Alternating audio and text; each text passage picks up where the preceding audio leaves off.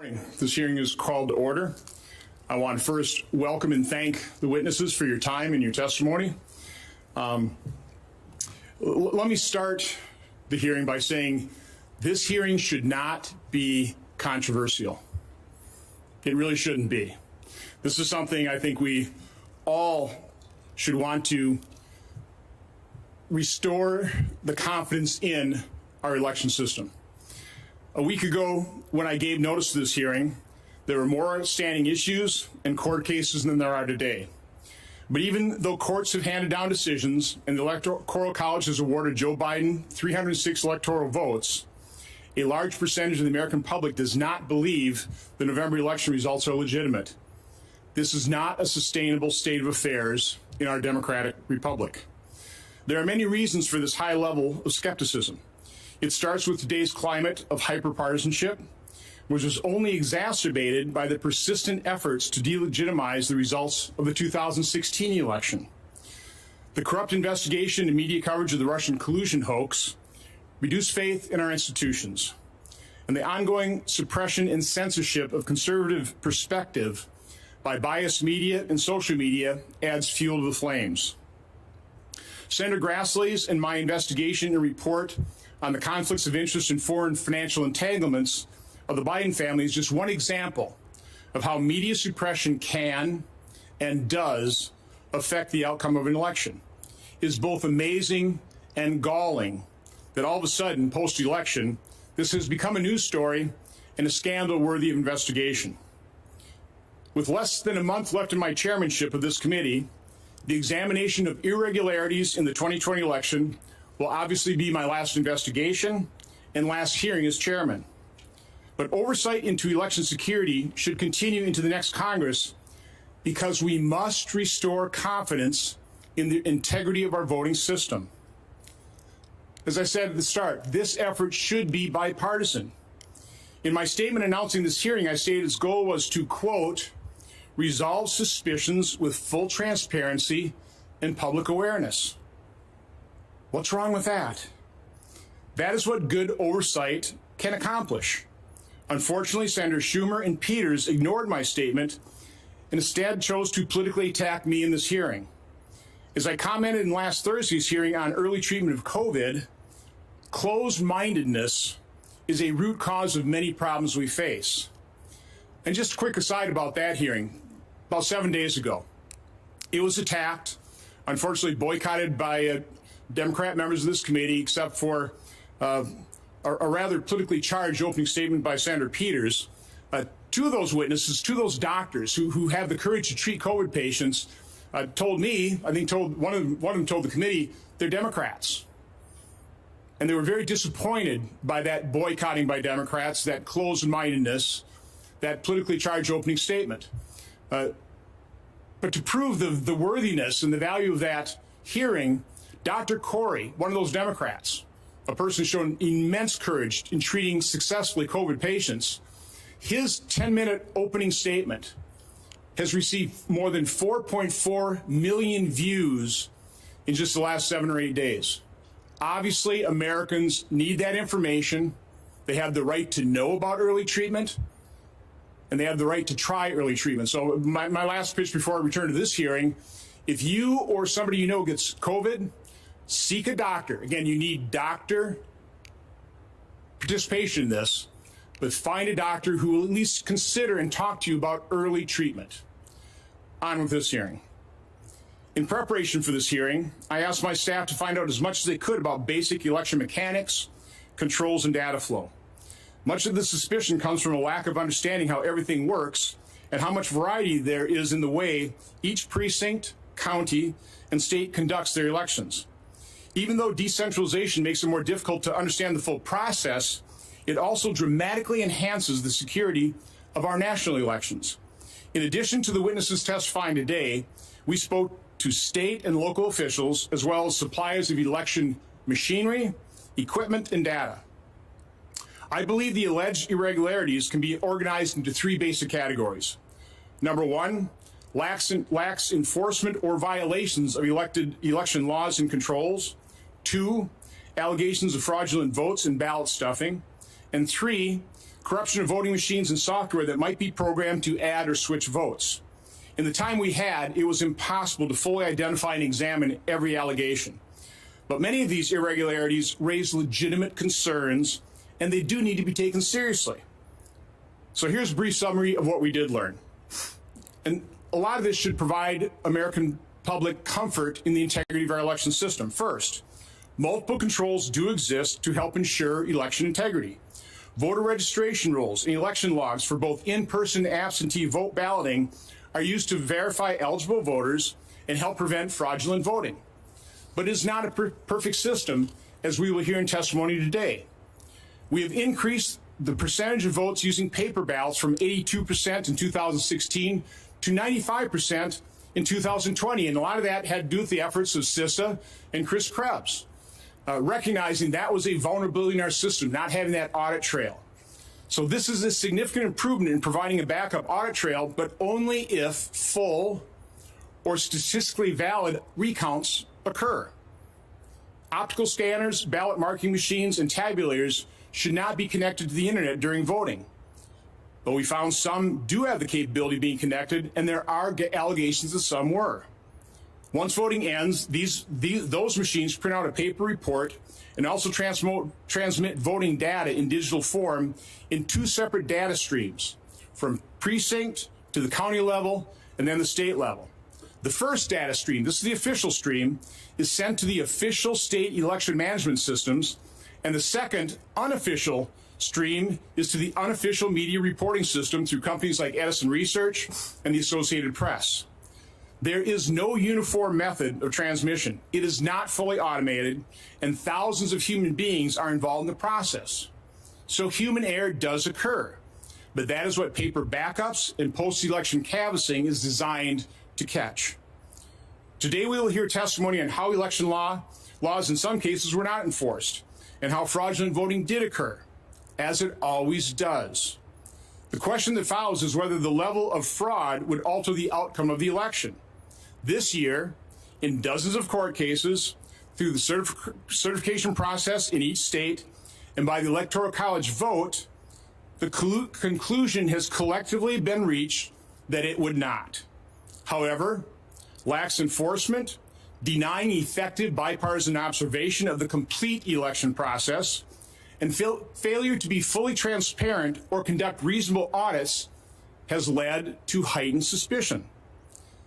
The most difficult allegations to assess involve vulnerabilities in voting machines and the software used. In order to effectively determine the extent to which voting machines were subject to nefarious intrusion or other vulnerabilities, computer science experts must be given the opportunity to examine these allegations. This is a complex issue that has been under congressional scrutiny for years. Since 2018, I'm aware of 3 oversight letters requesting information from the main suppliers of voting machines. This oversight is focused on Election Systems and Software LLC, Dominion Voting Systems, Inc., and Hart InterCivic, Inc. Today we have a witness from the Election Assistance Commission, which certifies voting machines, to describe what has been done and what more can be done to address any vulnerabilities. On March 7, 2018, it was reported that Senators Klobuchar and Shaheen asked, quote, major vendors of U.S. voting equipment whether they had allowed Russian entities to scrutinize their software, saying the practice could allow Moscow to hack into American election infrastructure. Then last year, on March 26, 2019, Senators Klobuchar, Warner, Reid, and Ranking Member Peters wrote, quote, the integrity of our elections remain under serious threat. Our nation's intelligence agencies continue to raise the alarm that foreign adversaries are actively trying to undermine our system of democracy and will target the 2020 elections as they did in 2016 and 2018 elections. A combination of older legacy machines and newer systems, vulnerabilities in each present a problem for the security of our democracy, and they must be addressed. And then on December 6, 2019, Senators Warren, Klobuchar, Wyden, and Congressman Pocan wrote, quote, we are particularly concerned that secretive and trouble-plagued companies owned by private equity firms and responsible for manufacturing and maintaining voting machines and other election administration equipment, quote, have long skimped on security in favor of convenience, leaving voting systems across the country prone to security problems. Moreover, again, this is a quote from that letter. Moreover, when state and local officials work on replacing antiquated machines, many continue to run an old software that will soon be outdated and more vulnerable to hackers. The letter continues. In 2018 alone, voters in South Carolina were reporting machines that switched their votes after they had inputted them. Scanners were rejecting paper ballots in Missouri, and busted machines were causing long lines in Indiana. In addition, these senators write, researchers recently uncovered previously undisclosed vulnerabilities in nearly 36 back-end election systems in 10 states. And just this year, after the Democratic candidate's electronic tally showed he received an improbable 146 votes out of 55,000 cast in a Pennsylvania state judicial election in 2019, the county's Republican chairwoman said, nothing went right on election day. Everything went wrong. That's a problem. These problems threaten the integrity of our election. Now, again, those were 3 letters from Democrat members of Congress. Now, maybe I missed it, but I don't recall the media or anyone else accusing these 8 congressional Democrats of indulging in, quote, quackery and conspiracy theories, unquote, quote, or their letters of being a, quote, ridiculous charade, unquote, as Senator Schumer did when he used those exact same words attacking me in this hearing on the Senate floor. The fact that our last 2 presidential elections have not been accepted as legitimate by large percentages of the American public is a serious problem that threatens our republic. I do not say that lightly. This hearing is part of what should be ongoing congressional oversight that is meant to transparently address that serious problem. So before I turn it over to Senator Peters, I do want to remark that this is my last hearing as chairman. I want to express the fact that I think it's been an honor and privilege to serve. I think our track record, even though a couple last hearings, some of these investigations have grown to be a little rancorous, I regret that, but I think we really have an excellent track record of achievement. Over 100 bills passed and signed into law in this committee, 200 others passed by the committee, maybe not signed into law, that can act as a foundation for future legislation. And so again, I just want to thank everybody for working together, staff. It's really been an honor and privilege. And looking ahead, I want to acknowledge Senator Carper had a very kind phone call to me just an hour ago. We'll probably be working in some capacity as chairman and ranking member in the committee on the permanent subcommittee investigations, and I look forward to trying to find those areas of agreement of things we can look into together to give the American people the information they need to know as it relates to government and other issues. So, Senator Carper, thanks for calling it. With that, I'll turn it over to Senator Peters. Thank you, Mr. Chairman, and thanks to our witnesses for being here today. You know, Mr. Chairman, if we have learned anything over the past few years, it's that we cannot take our democracy for granted. Our institutions and our democratic norms have been under assault, and when elected leaders fail to stand up to protect them, we just see how quickly things can erode. For generations, Americans have been a shining example for budding democracies around the world. We have shown the world that strong governments and free societies can thrive when political power is entrusted to the people. We have demonstrated that the will of people is above any one individual. And when voters choose their new leaders, power can be transferred peacefully.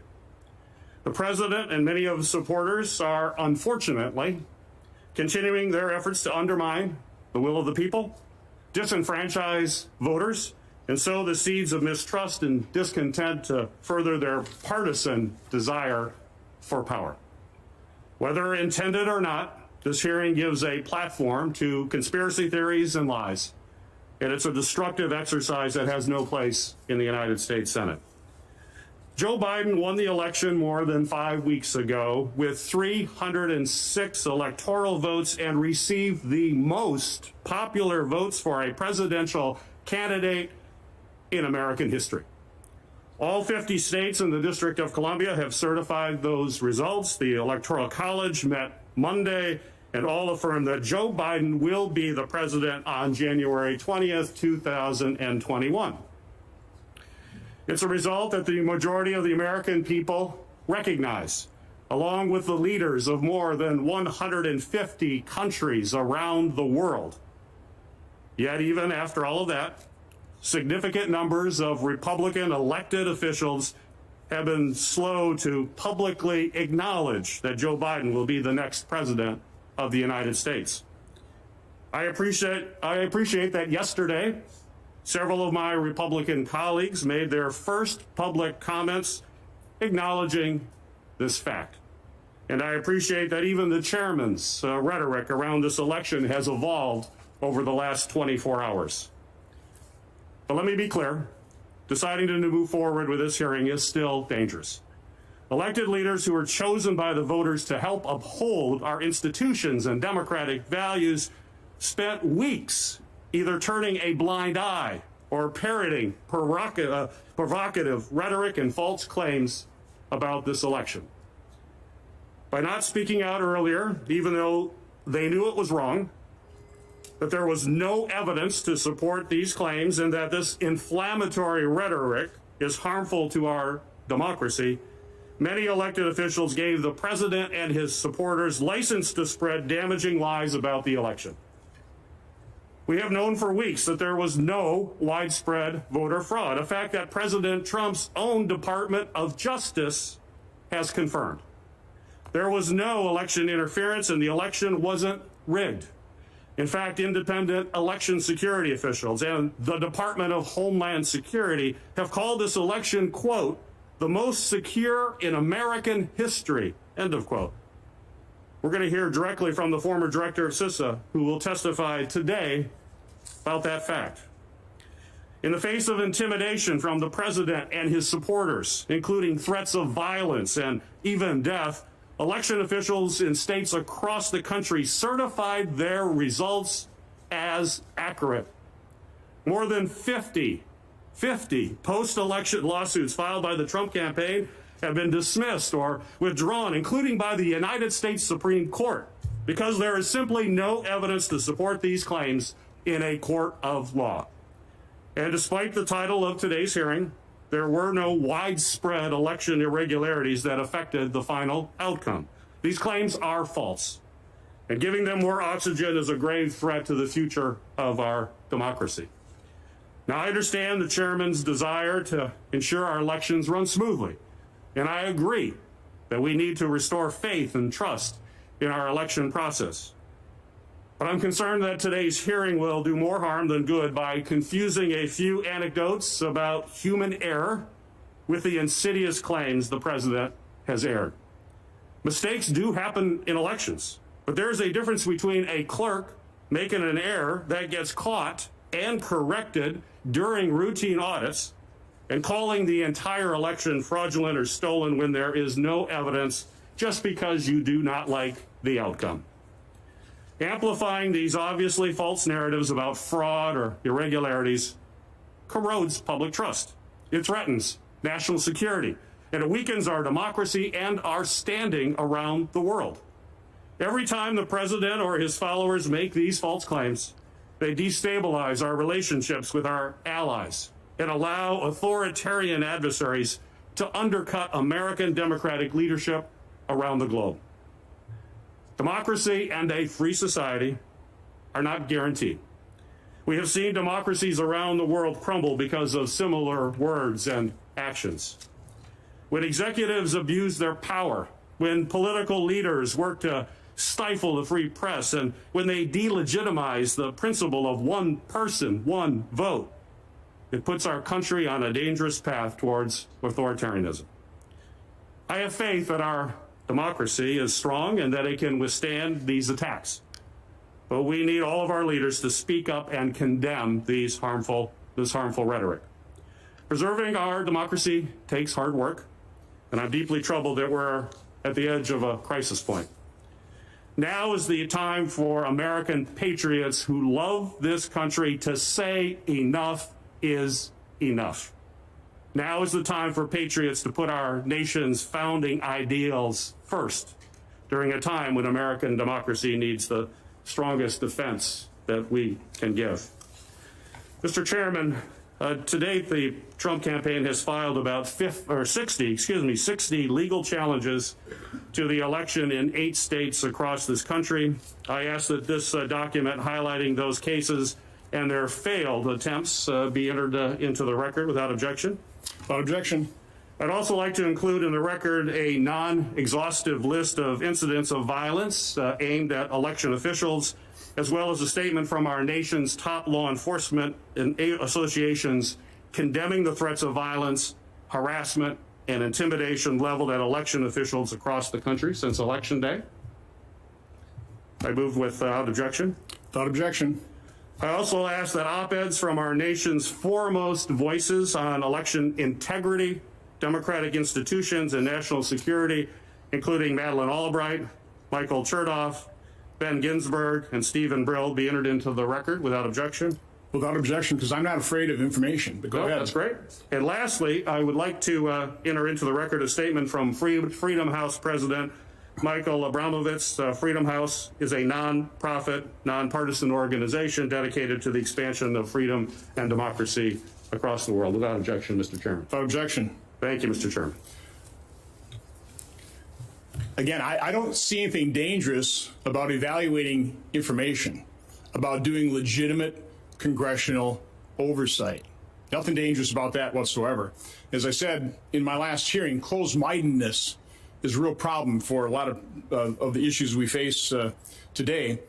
I won't need to, should have entered in the record the Reuters article from March 7, 2018, describing in the letter from Senators Klobuchar and Shaheen. Also into the record, the March 27, 2019 press release and letter from Senators Klobuchar, Warner, Reid, and Peters, which let me just read a segment from that letter again. The integrity, this is Senator Peters joining and writing this letter. The integrity of our elections remain under serious threat. Our nation's intelligence agencies continue to raise the alarm that foreign adversaries are actively trying to undermine our system of democracy and will target the 2020 elections as they did in 2016 and the 2018 elections. A combination of older legacy machines and newer systems, vulnerabilities in each present a problem with the security of our democracy, and they must be addressed until, I guess, right now. Let's move on. Let's not worry about this, because if we look at this, it's dangerous to our democracy. Okay. Also, the December 6, 2019 letters written by Senators Warren, Klobuchar, Wyden, and Congressman Pocan to those same equipment manufacturers. I would also like to enter the responses from Dominion and Hart to the March 27th letter, but the ranking member's staff had an objection. Do you object to that? The responses? Okay, so we'll enter those in the record. And finally, there's a really interesting article recently written by Matt Taibbi, who, again, I don't know his political affiliation, seems to be a pretty straight-up reporter, the things I read of him, but if I were to guess, and no offense, Mr. Taibbi, I think you might be a little bit left of center, but the title is "The YouTube Ban is Un-American, Wrong, and Will Backfire. Silicon Valley couldn't have designed a better way to further radicalize Trump voters." And the reason I want to enter this in this article in the record, I really hope people read it, because it really speaks to an awful lot that I covered in my opening statement of why we're in this unsustainable state of affairs in this country, where after 2016, 4 years of resistance, failing to recognize, refusing to recognize the legitimacy of that election, and here we are again. This is not sustainable. But anyway, again, I want to welcome the witnesses. It is the tradition of this committee to swear in witnesses. So those via WebEx, if you raise your right hand, you here in person, please rise. Raise your right hand.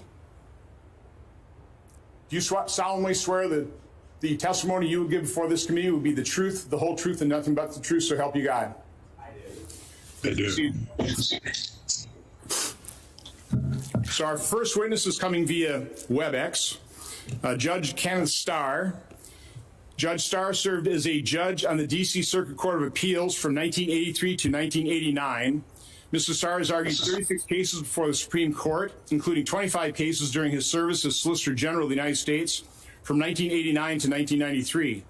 From 1994 to 1999, he was appointed to serve as independent counsel for 5 investigations. Mr. Starr has had a distinguished career in academia and continues to write articles and serve as a guest commentator on a variety of media programs. Judge Starr. Well, thank you, Mr. Chairman and Ranking Member Peters and members of the committee. It's an honor to be with you, even remotely. Over a century ago, the Supreme Court of the United States wrote this: "The right to vote is a fundamental political right, preservative of all rights." And over our 231 years as a constitutional democracy, the story of our American experiment is in no small part a story of expansion and inclusion. And that policy has been undergirded by a desire to achieve human dignity and equality of all persons. In the wake of the Civil War, very briefly, our constitutional history in terms of amendments governing voting. The 15th Amendment served as the capstone of the 3 post-Civil War amendments, which taken together abolished slavery, guaranteed due process and equal protection to all persons, and then expanding the right to participate to all persons. With the franchise expanding came 100 years ago, the inclusion of women in 1920 as a federal constitutional right, the 19th Amendment. The elimination of financial impediments to vote, the 24th Amendment in 1964. And finally, in the wake of the Vietnam War, the expansion of the vote in federal elections to include 18-year-olds, the 26th Amendment in 1971.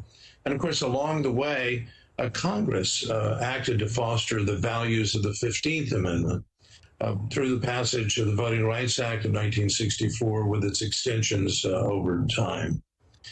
Now, underlying this story of ever-expanding voting rights was an assumption, that is one of integrity in the process. Recall the scene in the wonderful movie Selma, as the would-be voter portrayed by Oprah Winfrey was unconscionably stymied in her effort simply to register to vote. Dishonesty caused disenfranchisement and enormous moral outrage. The flip side of racially motivated disenfranchisement is the bedrock concept of treat everyone fairly and be honest in the process. And this bears repeating. Honesty in the electoral process is fundamental to the social bonds that unite us as a free people, echoing the chairman's opening statement. And not surprisingly, the Supreme Court of the United States has severely warned about the dangers and the corrosive effects of dishonesty. Here's what a unanimous Supreme Court wrote in 2006. Confidence in the integrity of our electoral processes is essential to the functioning of our participatory democracy. And the court went on to say, voter fraud drives honest citizens out of the democratic process and breeds distrust of our form of government. So how do we achieve honesty and integrity in elections? It's a challenge for the reason the chairman suggested, decentralization. We have national elections, but we do not have a nationalized election with one set of rules. Indeed, both Article 1 and Article 2 point out the approach of our decentralized government, and that is we look to the states, but specifically state legislatures, both Article 1, Section 4 of the Constitution and Article 2, Section 1, Clause 2. And so, as in much of life, the guardrails of integrity are needed, and time and again, courts have warned in the strongest terms that assuring honesty and integrity is a compellingly important governmental interest. Justice Sandra Day O'Connor, now retired, who herself had been elected to state office in Arizona, specifically warned that judicial intervention may be required in order to protect the integrity of the election process. And so, as we'll be exploring in this hearing, the presidential election 2020, with its unprecedented feature of the use of mail-in ballots, has given rise to a number of questions that deserve to be answered. I will, instead of pointing to examples such as in Pennsylvania, where there was a clear violation of the law, and then the statement of Justice Samuel Alito, since my time has now expired, I want to close just by a reminder that in history, there was, in fact, a campaign, an illicit campaign, to deprive Abraham Lincoln of the presidency, and that was through the use of mail-in ballots. So I think in the spirit of the Carter-Baker Commission, it's wise for us, since of the warning that they had with respect to mail-in ballots, to pause and reflect on how we can, in fact, better assure that bedrock factor and feature of integrity in the election process. I thank the chairman and I thank the committee. Look forward to your questions. Thank you, Judge Starr. Our next witness is Commissioner Donald Palmer. Commissioner Palmer was confirmed to the Election Assistance Commission in January 2019. Mr. Palmer is the former secretary of the Virginia State Board of Elections and served as Virginia's chief election official from 2011 to 2014. He also served as an intelligence officer and a judge advocate general. Commissioner Palmer. Good morning, Chairman Johnson and members of the committee and the ranking member. I'm thankful for the opportunity to testify before you this morning on the 2020 general election and the efforts of the Election Assistance Commission to secure the nation's voting systems. Election officials, the commissioners, and the staff of the EAC have a duty to ensure the accuracy and integrity of the voting systems used throughout the nation. Our mission is to support the chief election officials, the directors of elections and administrators in all localities across the country. As the only federal agency completely dedicated to election administration, the EAC is charged with facilitating secure, lawful, and accessible elections. Under the Help America Vote Act, the EAC is focused on assisting state and local election officials. We are a bipartisan agency that recognizes the authority of states to conduct federal elections, and that is a cornerstone of our representative democracy. The 2020 general election has underscored the vital importance of comprehensive oversight of voting technology and the companies who manufacture these systems. That oversight is an overlapping process of voluntary federal standards, state certification or approval, and local logic and accuracy testing prior to each election. We work to bolster confidence in democracy by adopting voluntary voting system guidelines periodically. We test voting systems, we accredit test laboratories, and serve as a national clearinghouse of information on election administration. Let me be clear. The EAC has confidence in the voting systems we certify and in the state and local election administrators who ran the election. First and foremost, that's due to the process the voting system manufacturers must undergo to receive federal certification. Before voting machines and election management systems are used in elections, the systems undergo rigorous hardware and software testing by laboratories accredited by the EAC and the National Institute of Standards and Technology, or NIST.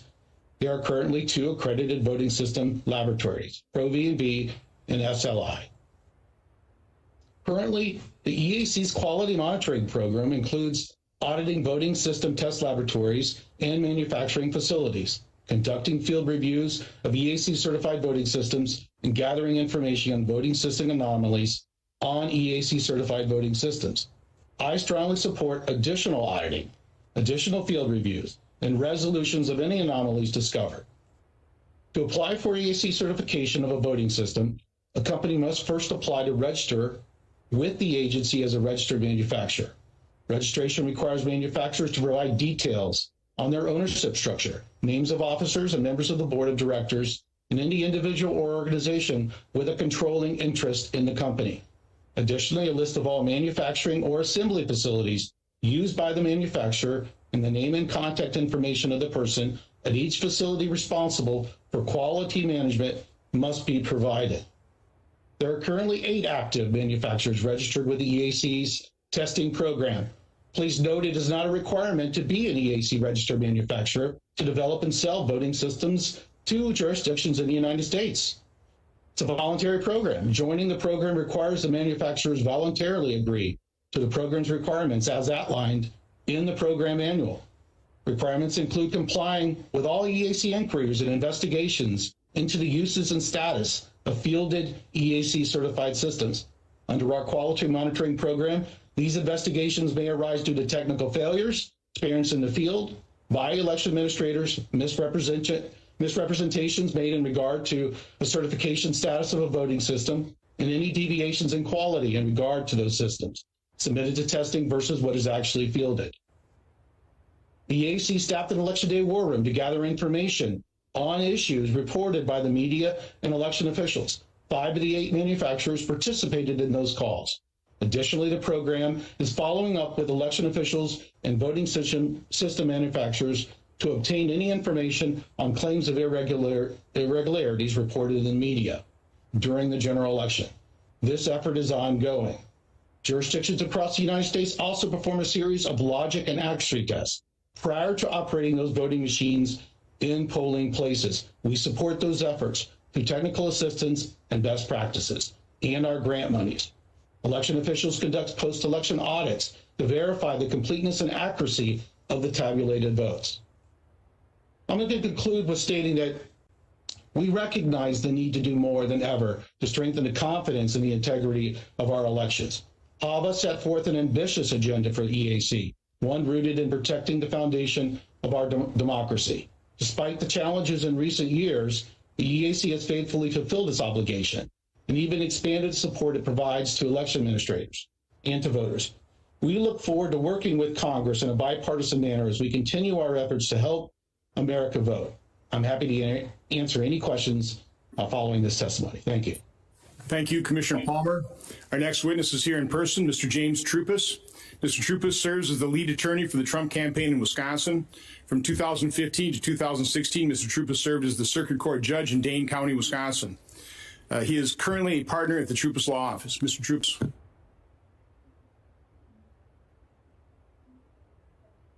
I'm honored to be here, Senator. Thank you for the invitation.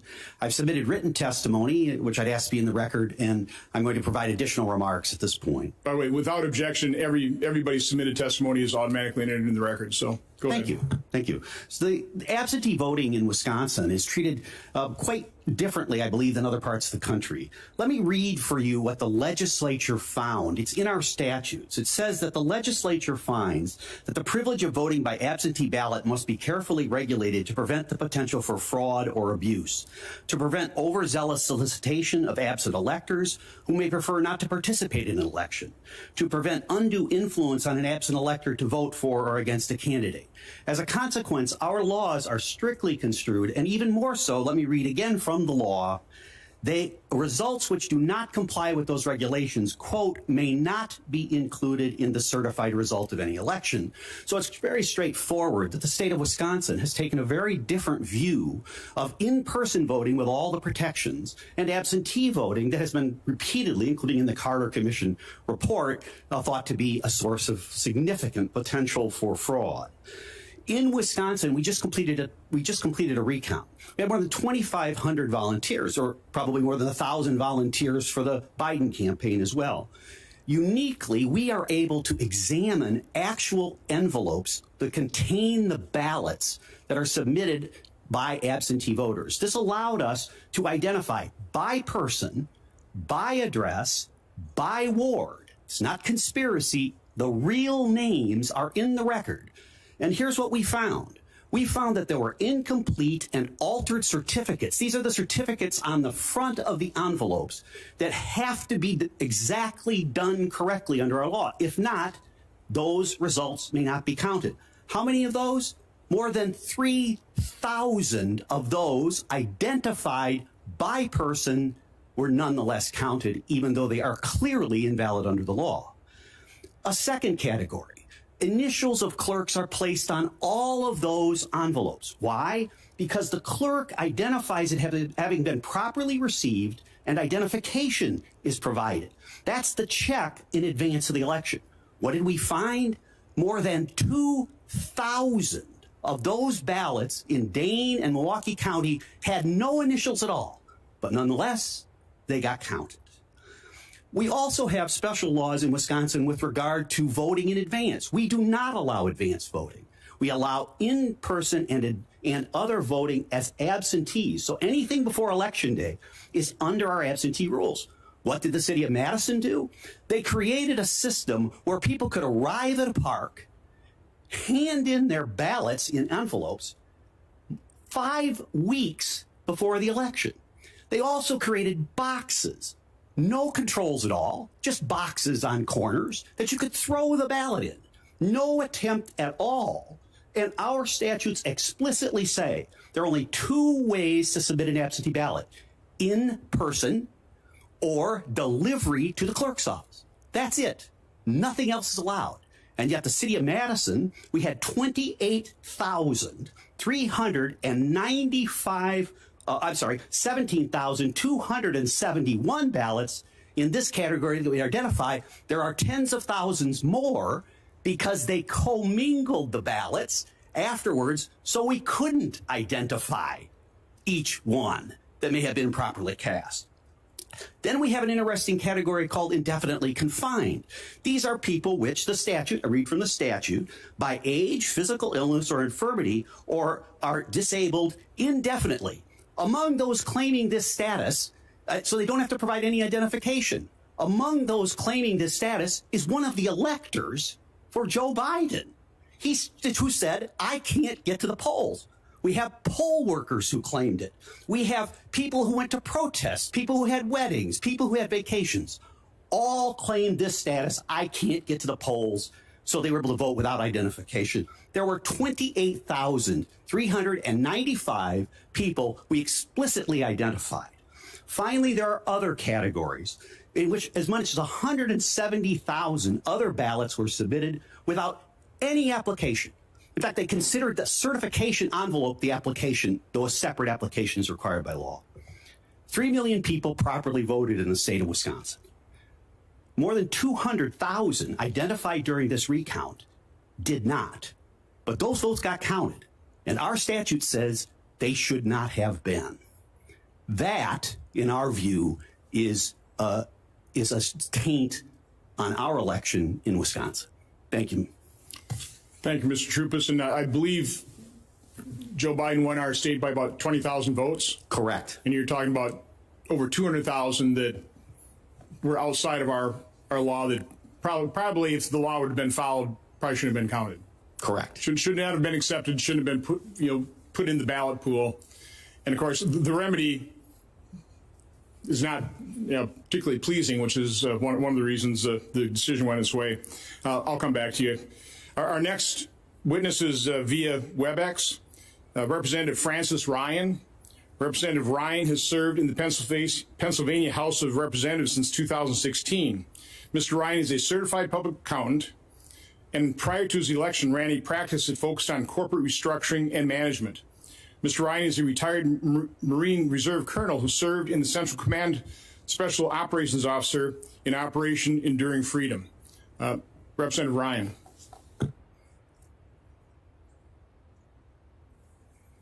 Thank you so much for the chance to be with you today. The mail-in ballot system for the general election in 2020 in Pennsylvania was so fraught with inconsistencies and irregularities that the reliability of the mail-in votes in the Commonwealth of Pennsylvania is almost impossible to rely upon. The evidence of these violations of the Pennsylvania election laws as enacted, the election security safeguards, and the process flaws include things such as actions by the Pennsylvania Supreme Court, which undermined the controls inherent in Act 77 of 2019. The controls which were undermined included, on September 17th, 2020, the Supreme Court unilaterally extended the deadline for mail-in ballots to be received to 3 days after the election. They mandated that the ballots mailed without a postmark would be presumed to be received, and allowed the use of drop boxes for collection votes. And then on October 23rd, 2020, upon a petition from the Secretary of the Commonwealth, ruled that mail-in ballots need not authenticate signature for the mail-in ballots, thereby treating in-person and mail-in voters dissimilarly and eliminating a critical safeguard against a potential election fraud. And this is one of my main reasons for believing that it's difficult to believe that the mail-in voting process can be relied upon. Then there were also actions and candidly inactions by the Secretary of State, which undermined the consistency and controls of the election process. On November 2nd, the night before the November 3rd election and prior to the prescribed time for pre-canvassing mail-in ballots, the Office of the Secretary of the Commonwealth encouraged certain counties to notify party and candidate representatives of mail-in voters whose ballots contained defects. In certain counties, watchers were not allowed to meaningfully observe the pre-canvassing and canvassing activities relating to the absentee and mail-in ballot process. Those are at the what I would call the strategic level. At the operational level, there were a significant number of issues that resulted from those issues. The Pennsylvania election system is the Shore system, and some of the issues that took place actually called into question the consistency. For example, in the case of an overvote in case of Philadelphia County, on November 4th, 11:30, the Department of State posted updated mail-in vote counts for Philadelphia County, showing 508,112 ballots, despite the fact that only 432,873 ballots were in fact issued to voters. This data was later corrected, but the question becomes who had the authorization to change and correct that information and who had access to the system. Any type of system control would ask for that. Additionally, on a data file on November 4th, 2020, the Commonwealth of Pennsylvania's Open Data Record site reported 3.1 million ballots sent out. In a prior discussion that was had the day before the election, it was indicated that there were 2.7 million that were sent out. And efforts to attempt to reconcile those numbers have not yet been successful and still need to be resolved upon. Recently, a newly available data voter set from data.pada.gov, which had been offline for weeks, indicated the last update had been done on November 16, 2020. The download of November 16, 2020 shows 75,505 more ballots returned on 11/16 than the comparable download on November 15th.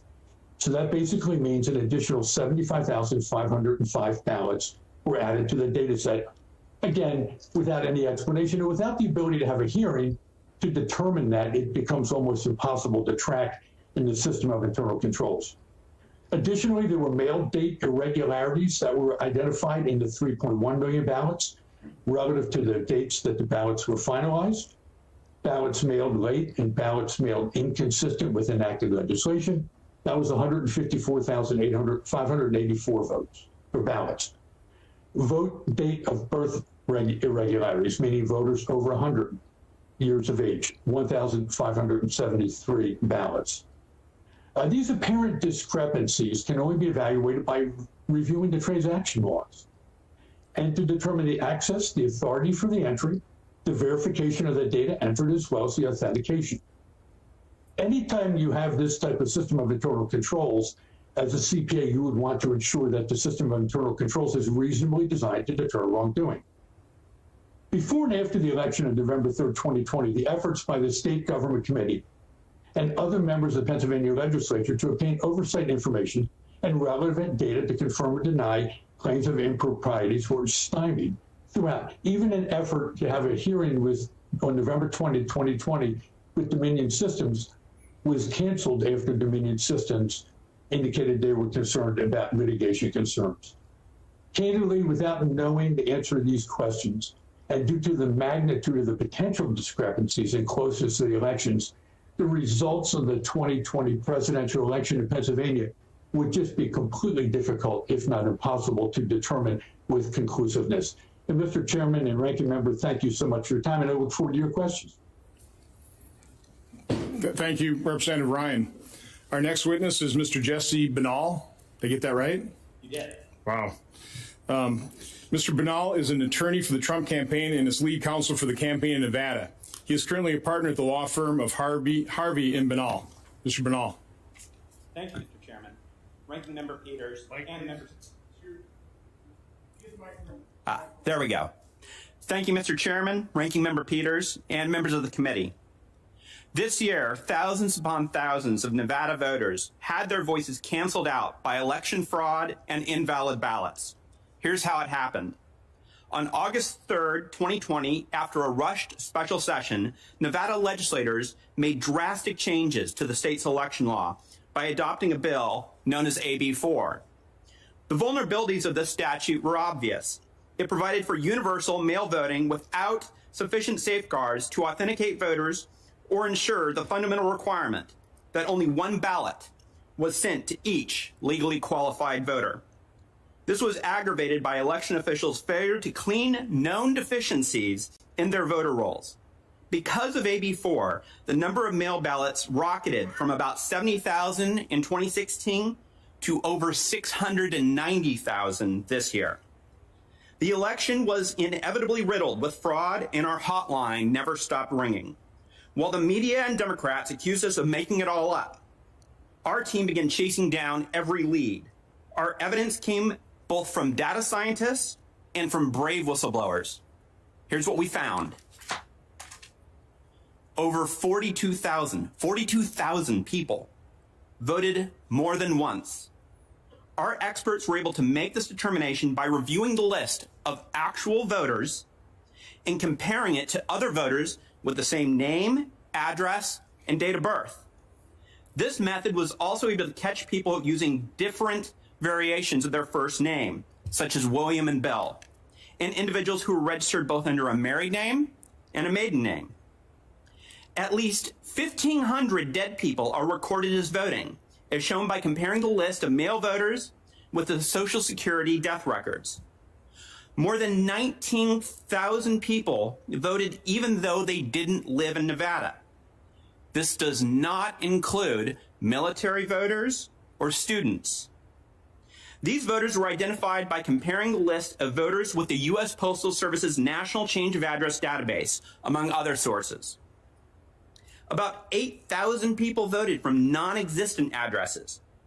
Here we cross-reference voters with the Coding Accuracy Support System, which allowed our experts to identify undeliverable addresses. Over 15,000 votes were cast from commercial or vacant addresses. Our experts found these voters by analyzing official U.S. Postal Service records that flag non-residential addresses and addresses vacant for more than 90 days. Incredibly, almost 4,000 non-citizens also voted, as determined by comparing official DMV records of non-citizens to the list of actual voters in the 2020 election. The list goes on. All in all, our experts identified 130,000 unique instances of voter fraud in Nevada. But the actual number is almost certainly higher. Our data scientists made these calculations not by estimations or statistical sampling, but by analyzing and comparing the list of actual voters with other lists, most of which are publicly available. To put it simply, they explained their methods so others could check their work. Our evidence has never been refuted, only ignored. 2 Clark County technical employees came forward completely independent of each other and explained that they discovered that the number of votes recorded by voting machines and stored on USB drives would change between the time the polls were closed at night and when they were reopened the next morning. In other words, votes were literally appearing and disappearing in the dead of night. When we attempted to verify the integrity of these voting machines, we were allowed only a useless visual inspection of the outside of a USB drive. We were denied a forensic examination. Finally, our investigation also uncovered a campaign to illegally incentivize votes from marginalized populations by requiring people to prove that they voted to receive raffle tickets for gift cards, televisions, and more. Our determined team verified these irregularities without any of the tools of law enforcement, such as grand jury, subpoenas, or FBI agents. Instead, we had less than a month to use critical thinking and elbow grease to compile our evidence. We tried to obtain testimony or documents from Clark County officials, but they obstructed and stonewalled. When we filed suit, state officials and even courts delayed proceedings for days, but then offered us merely hours to brief and argue our cases. In wrapping up, Mr. Chairman, these findings are disturbing, alarming, and unacceptable in a free society. Our free and fair election tradition is a precious treasure that we are charged with protecting. Government by the consent of the governed is hard to win and easy to lose. Every single time a fraudulent or illegal vote is cast, the vote of an honest citizen is canceled out. Thank you. Thank you, Mr. Binnall. Our final witness is also here in person, Mr. Christopher Krebs. He's testified before this committee a number of times. Mr. Krebs served as the first director of the Department of Homeland Security, Cybersecurity, and Infrastructure Security Agency, or CISA. Mr. Krebs also served in various roles of the department responsible for a range of cybersecurity, critical information, and national resilience issues. Prior to coming to DHS, he directed U.S. cybersecurity policy for Microsoft. Mr. Krebs also served in the Bush administration, advising DHS leadership on domestic and international risk management, as well as on public-private partnership initiatives. Mr. Krebs, welcome back. Chairman Johnson, Ranking Member Peters, and members of the committee. As you know, I previously served as the director of the Cybersecurity and Infrastructure Security Agency, or CISA. This was a job of a lifetime for me and a tremendous opportunity to serve the nation. When I sat before this committee in 2018 for my confirmation hearing, I could not have imagined how challenging and rewarding this job would be. That's why it's such an honor to appear before this committee today to testify about the extraordinary efforts of the election security community to protect the 2020 election, a difficult task complicated by the ongoing global pandemic. But before I get into the substance of my remarks, I'm grateful to this committee and your leadership and your guidance over the last several years. First, in shepherding what's probably the best of the 100 bills that came through the committee, your efforts for the CISA, the CISA authorizing statute, and your support of CISA's efforts securing our elections. The nation should also thank the many federal, state, and local government election partners for the crucial work that's been done that would give our citizens the confidence that their vote was counted as cast. We should also be taking a victory lap, celebrating a job well done. Consider where we started. When I rejoined the Department of Homeland Security in 2017, America had just endured a broad attack on democracy, owing to the now well-documented interference campaign by the Russian Federation. Whatever their other motivations, this campaign sought to undermine confidence in our democratic institutions. Building on the universal agreement across the national security community that we cannot allow that to happen again, the CISA team started with what needed to be improved based on the 2016 elections. First, we needed to improve our relationships with our state and local election officials, the individuals that actually run our elections. Second, we need to improve the security and resilience of election systems, particularly by phasing out voting machines without paper ballots. Third, federal agencies needed to move faster, work better together with each other and our state and local counterparts, and be more proactive in order to detect and prevent attacks on our democracy. Over the course of the last few years, we met these challenges. We improved CISA's relationships with key partners through constant engagement in building an election security community of practice. This improvement is perhaps best represented by an election-specific information sharing and analysis center made up of all 50 states and thousands of jurisdictions. We improved the security of systems, scanning for vulnerabilities in election systems, providing intelligence briefings and rapidly alerting to emerging threats, and deploying security sensors, among other measures. And while we were principally focused on stopping actual hacks, we also had to contend with perception hacks, a form of disinformation which we countered with our rumor control website. We contributed to the cross-agency effort to protect the 2020 election by surging coordination and collaboration with our partners across the national security space. In conclusion, because of these and other efforts, on November 12, 2020, government and industry representatives from the election security community issued a joint statement reflecting a consensus perspective that the 2020 election was the most secure in U.S. history. That statement reflects the confidence these officials gained based on years of work poured into improving the security and resilience of our elections. It was based on the strong operational relationships developed across the election security community. It was based on the tremendous partnership between CISA, under the thoughtful guidance of this committee, the FBI, the Election Assistance Commission, the Department of Defense, and the intelligence community. It was based on an intimate understanding of how our elections work here in the U.S. It was based on the increase in paper ballots and audits across the nation. And probably most importantly, it was based on the professionals, the heroes that conduct elections in this country. While elections are sometimes messy, this was a secure election. Of that, I have no doubt. Chairman Johnson, Ranking Member Peters, and members of this committee, thank you again for the opportunity to be here today, for your leadership, and for your support of CISA. I look forward to answering your questions and sharing more about our efforts to protect 2020.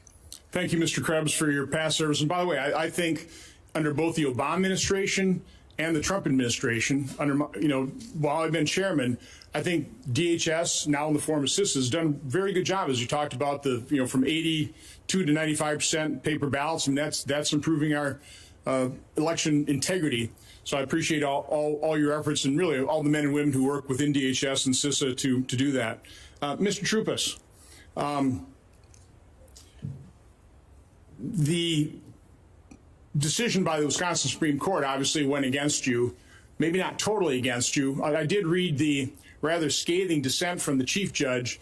Can you just describe exactly what, in summary fashion, what the Wisconsin Supreme Court's decision was based on your lawsuit, talking about all the areas that you have concern with? Certainly. So the Wisconsin Supreme Court was urged by the Biden campaign not to address any substantive issues. And that's exactly what happened.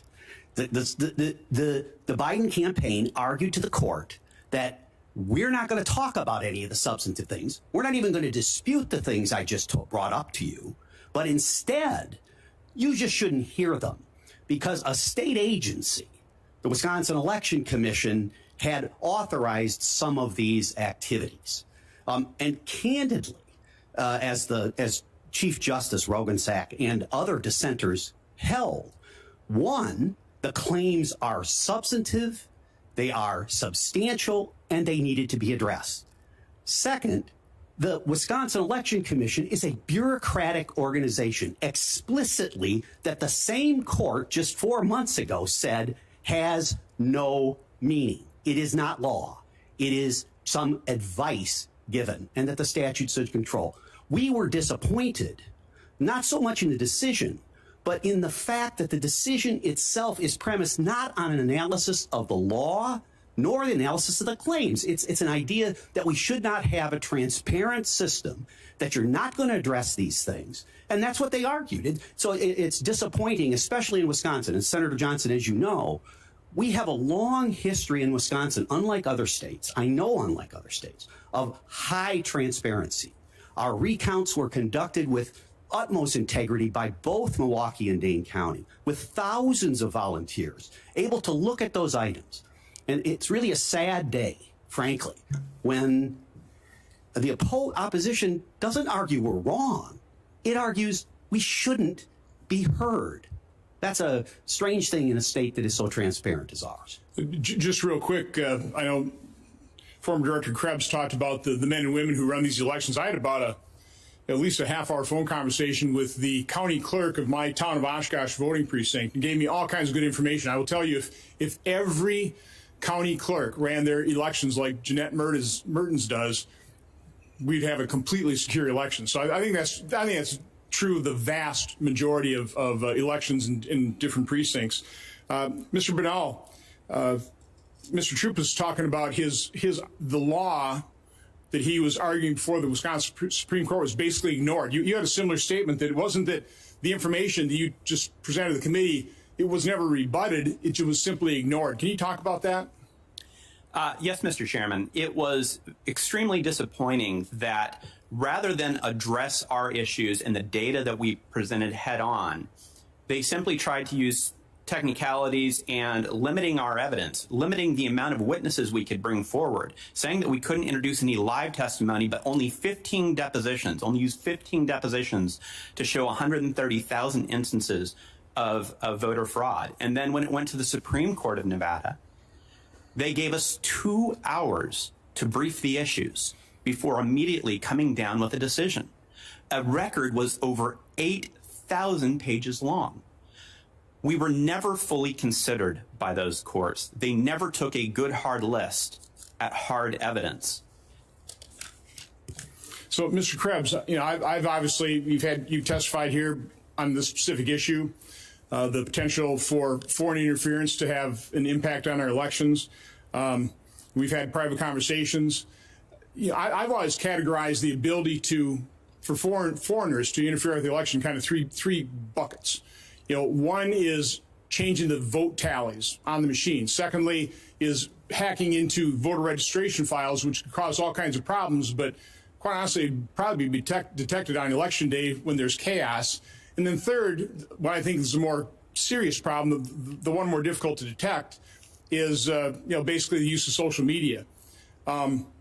You quoted which I can't remember, was that CISA group that declared this the most secure election in our history? Yes, sir. That was the Joint Government Coordinating Council and Sector Coordinating Council statement. Okay. One of the reasons I've always stated, based on our discussions, your testimony, that, to my knowledge, it's almost impossible to change the vote tally by hacking into these computers was based on the fact that, these things are not connected, and most of them don't even have the capability of being connected to the internet. Based on all these allegations people are talking to, it sounds like some of these machines are showing the tabulators can and are connected to the internet.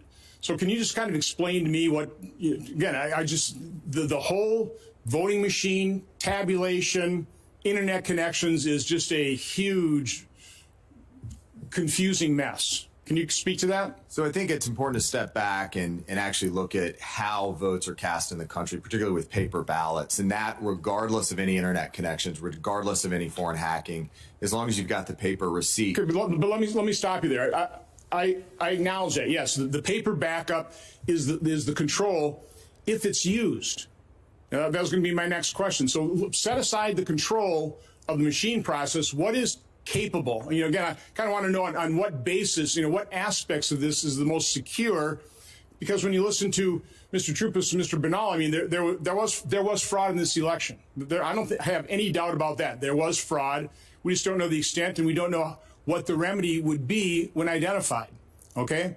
So again, just speak to the computer aspect of this, the connection to the internet, the possibility if these machines are connected to the internet, or if in the certification process, because I think, Mr. Palmer, in our discussions, you were talking a little bit about the fact that, people attempted to change the controls or the program in these computers inside that certification process. But, Mr. Krebs, just talk to the computer aspect of this, because, again, it's the most difficult and confusing aspect of these allegations. There are a number of different systems and machines and computers involved in the entirety of the election process, from registration through ballot design, through ballot printing, to actual voting, into the tabulation and post-election process.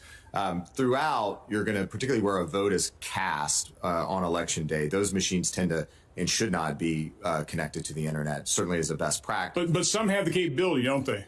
Some may have modems that are typically disabled, but in certain states, I believe in Wisconsin, some are temporarily activated to transmit some counts. But again, when you have paper and you can conduct a post-election audit, if they're it's conducted, an important security control that absolutely, that technology in elections are used to facilitate access and increase accuracy of the process. But election officials are very careful that technology is not a single point of failure, and that there are security controls before, during, and after the vote process. Finish just asking the computer thing. We'll come back. My time's already expired, but we'll come back to the, how many audits, the statistical sampling, that type of thing, to use those paper backups to the electronic voting. But, finish this. Right. And there, as you move out from election day, there will be tabulators that may have internet connections to transmit the vote from the precinct to the county level to the state. Again, security controls in place, and as long as you have the paper, can't hack paper, right. you can run that process. But those tabulators are connected on election day, because that's how they transmit the data to the counties and also into the unofficial. In some cases, yes, sir. Yeah. That's right. Okay. Yeah. Okay. I'll follow up. Senator Peters. Thank you, Mr. Chairman. Questions for Mr. Krebs. But before I get to that, I just want to be clear. We've heard a number of statements made by other witnesses. We've heard those statements before. We're continuing to hear those statements. And I would just say, anybody who's watching this hearing, look at the 60 court cases that have been brought before the judiciary in this country, and how the arguments, or I should say the statements, they're not really arguments, they're statements that have been made, have all been rejected by courts of law. including in Wisconsin, which was a Republican judge that rejected the arguments made by this administration. So just take a look at all this that we're putting into the record. Mr. Krebs, CISA has the primary responsibility for working with state and local election officials and the private sector to secure our election infrastructure. I think it's important for folks to realize where you sat and what your responsibilities. And in essence, you were tasked with coordinating with thousands of your partners across the country to ensure the integrity of the 2020 election. That was your job. And by all accounts, you were very successful at that. President Trump's own Department of Justice concluded, and I'm going to quote the Department of Justice in the Trump administration, "We have not seen fraud on a scale that could have affected a different outcome in the election," end of quote. The Election Infrastructure Government Coordinating Council, Executive Committee, and the Election Infrastructure Sector Coordinating Council, comprising of federal, state, and local government officials and numerous private sector organizations from all around the country, jointly call this, quote, "the most secure in American history," end of quote. You also echoed this statement, and when you echoed that statement, you were fired by President Trump. He didn't want to hear that, clearly. So my question to you, do you stand by that statement? Have you seen anything in the week since November 4th that would lead you to change your mind? And have you identified any credible claim of widespread election irregularities? I stand by the claim. I said it in my opening statement. It's in my written testimony. I'm yet to see anything from a security perspective, that would change my opinion on that. Fraud is a different matter. It's a criminal matter. But again, bolstered by the Attorney General's statement from last week or recently, again, nothing to change my opinion of that matter. So yet, despite this, after more than 5 weeks now that the president has lost, and numerous public officials have continued to pressure state and local elected officials to push what are demonstrably false narrative that election irregularities should somehow make him a winner in this race. You have willingly, in fact, these folks are willingly fanning the flames of discontent, and they're in the process of weakening institutions that are essential for our representative democracy. My question to you is, what is the danger, in your estimation, to the democratic process to challenge the legitimacy of an election and deny its results in the absence of any credible evidence? So I think generally from a timing perspective, particularly with the seating of the Electoral College and 306 electoral votes for President-elect Biden, I think we're past the point where we need to be having conversations about the outcome of this election. I think that continued assaults on democracy and the outcome of this election that only serves to undermine confidence in the process is ultimately, as you both have said, ultimately corrosive to the institutions that support elections. And going forward, it will be that much harder. The trick about elections is that, you're not so much trying to convince the winner they won, it's the loser that they lost. And you need willing participants on both sides. And I think we've got to get back to that point. Otherwise, we're going to have a very difficult time going forward, maintaining confidence in this American experiment. During the 2016 election, we saw foreign disinformation campaigns trying to sow doubt about the integrity of our election. We've seen that before, and very clearly in 2016, and certainly all the intelligence community in this country backed that up.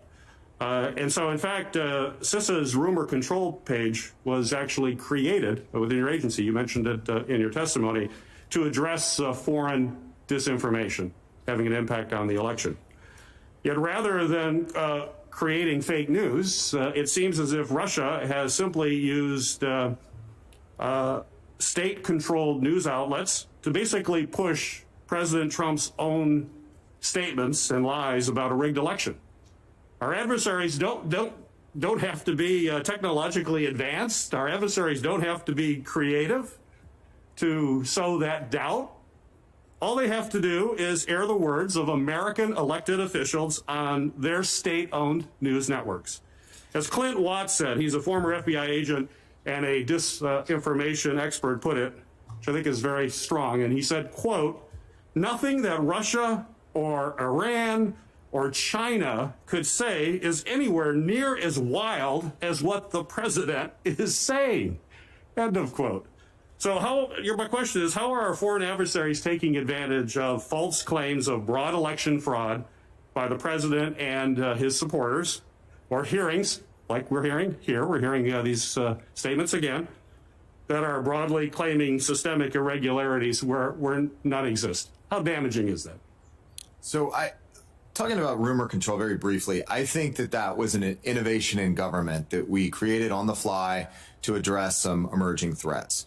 The point, though, that I'd like to highlight with rumor control is that it was intended to identify and debunk issues as they were emerging. And we saw domestic disinformation campaigns of a cybersecurity nature that were emerging in the days and weeks following the election. I'll specifically talk about the hammer and scorecard claims that there was a CIA supercomputer and program that were flipping votes throughout the country, in Georgia specifically. But again, Chairman Johnson, I'm going to keep coming back to it. That's why it's so important to have a paper trail. That's why it's so important to have paper ballots. So even if there was foreign interference of a malicious algorithm nature, you can always go back to the receipts. You can check your math. And Georgia did that 3 times, and the outcomes were consistent over and over and over again. Thank you, Mr. Which, by the way, is precisely why I brought that up in my opening statement. That should provide comfort that we have that paper backup. But I just have to talk about Russian disinformation, because the people peddling it are not on my side of the aisle. Senior Democrat leaders, including Ranking Member Peters, were involved in a process of creating a false intelligence product that was supposedly classified. They leaked to the media that accused Senator Grassley, the President Pro Tem of the Senate, and myself of accepting and disseminating Russian disinformation from Andrei Derkach. I'd never heard of the person until they brought it up. Senator Peters introduced that false information, Russian disinformation, into our investigation record. 50 people associated with the intelligence community after our Hunter Biden investigation and the revelations of the Hunter Biden computer said, "Oh, this is Russian disinformation." Now we find out, no, it's a real investigation by the Justice Department. So it's just galling, and I just have to point out that the purveyors of Russian disinformation, Hillary Clinton's campaign, the DNC, the Steele dossier, the Ranking Member Peters accusing Senator Grassley and I of disseminating Russian disinformation. That's where the disinformation is coming. That's where the false information, the lies, the false allegations. I can't sit by here and listen to this and say that this is not disinformation, this hearing today. This is getting information we have to take a look at to restore confidence in our election integrity. We're not going to be able to just move on without bringing up these irregularities, examining them, and providing an explanation, and see where there really are problems so we can correct it moving forward.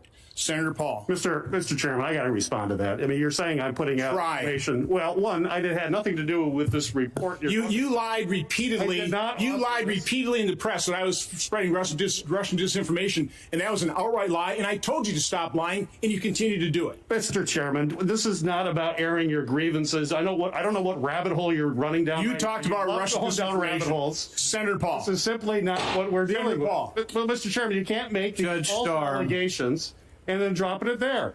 That is why this needs to return back to its partisan things. This is terrible what you're doing to this committee and all the great work that you talked about. It is what you have done to this committee. It is not falsely accusing the chairman of spreading disinformation. Nothing could have been further from the truth, and you're spouting it again, which is why I had to respond. Senator Paul. Mr. Chairman. Judge Starr. Outrageous. Judge Starr. It's been alleged that 60 courts have refused to hear these cases. Therefore, there was no fraud in the election. I guess another way of looking at this is that the court cases have been refused for procedural and technical reasons. When you see the 60 court cases rejected, do you think that's a conclusion by our court system that there is no fraud, or do you think that the court cases were primarily rejected for procedural reasons?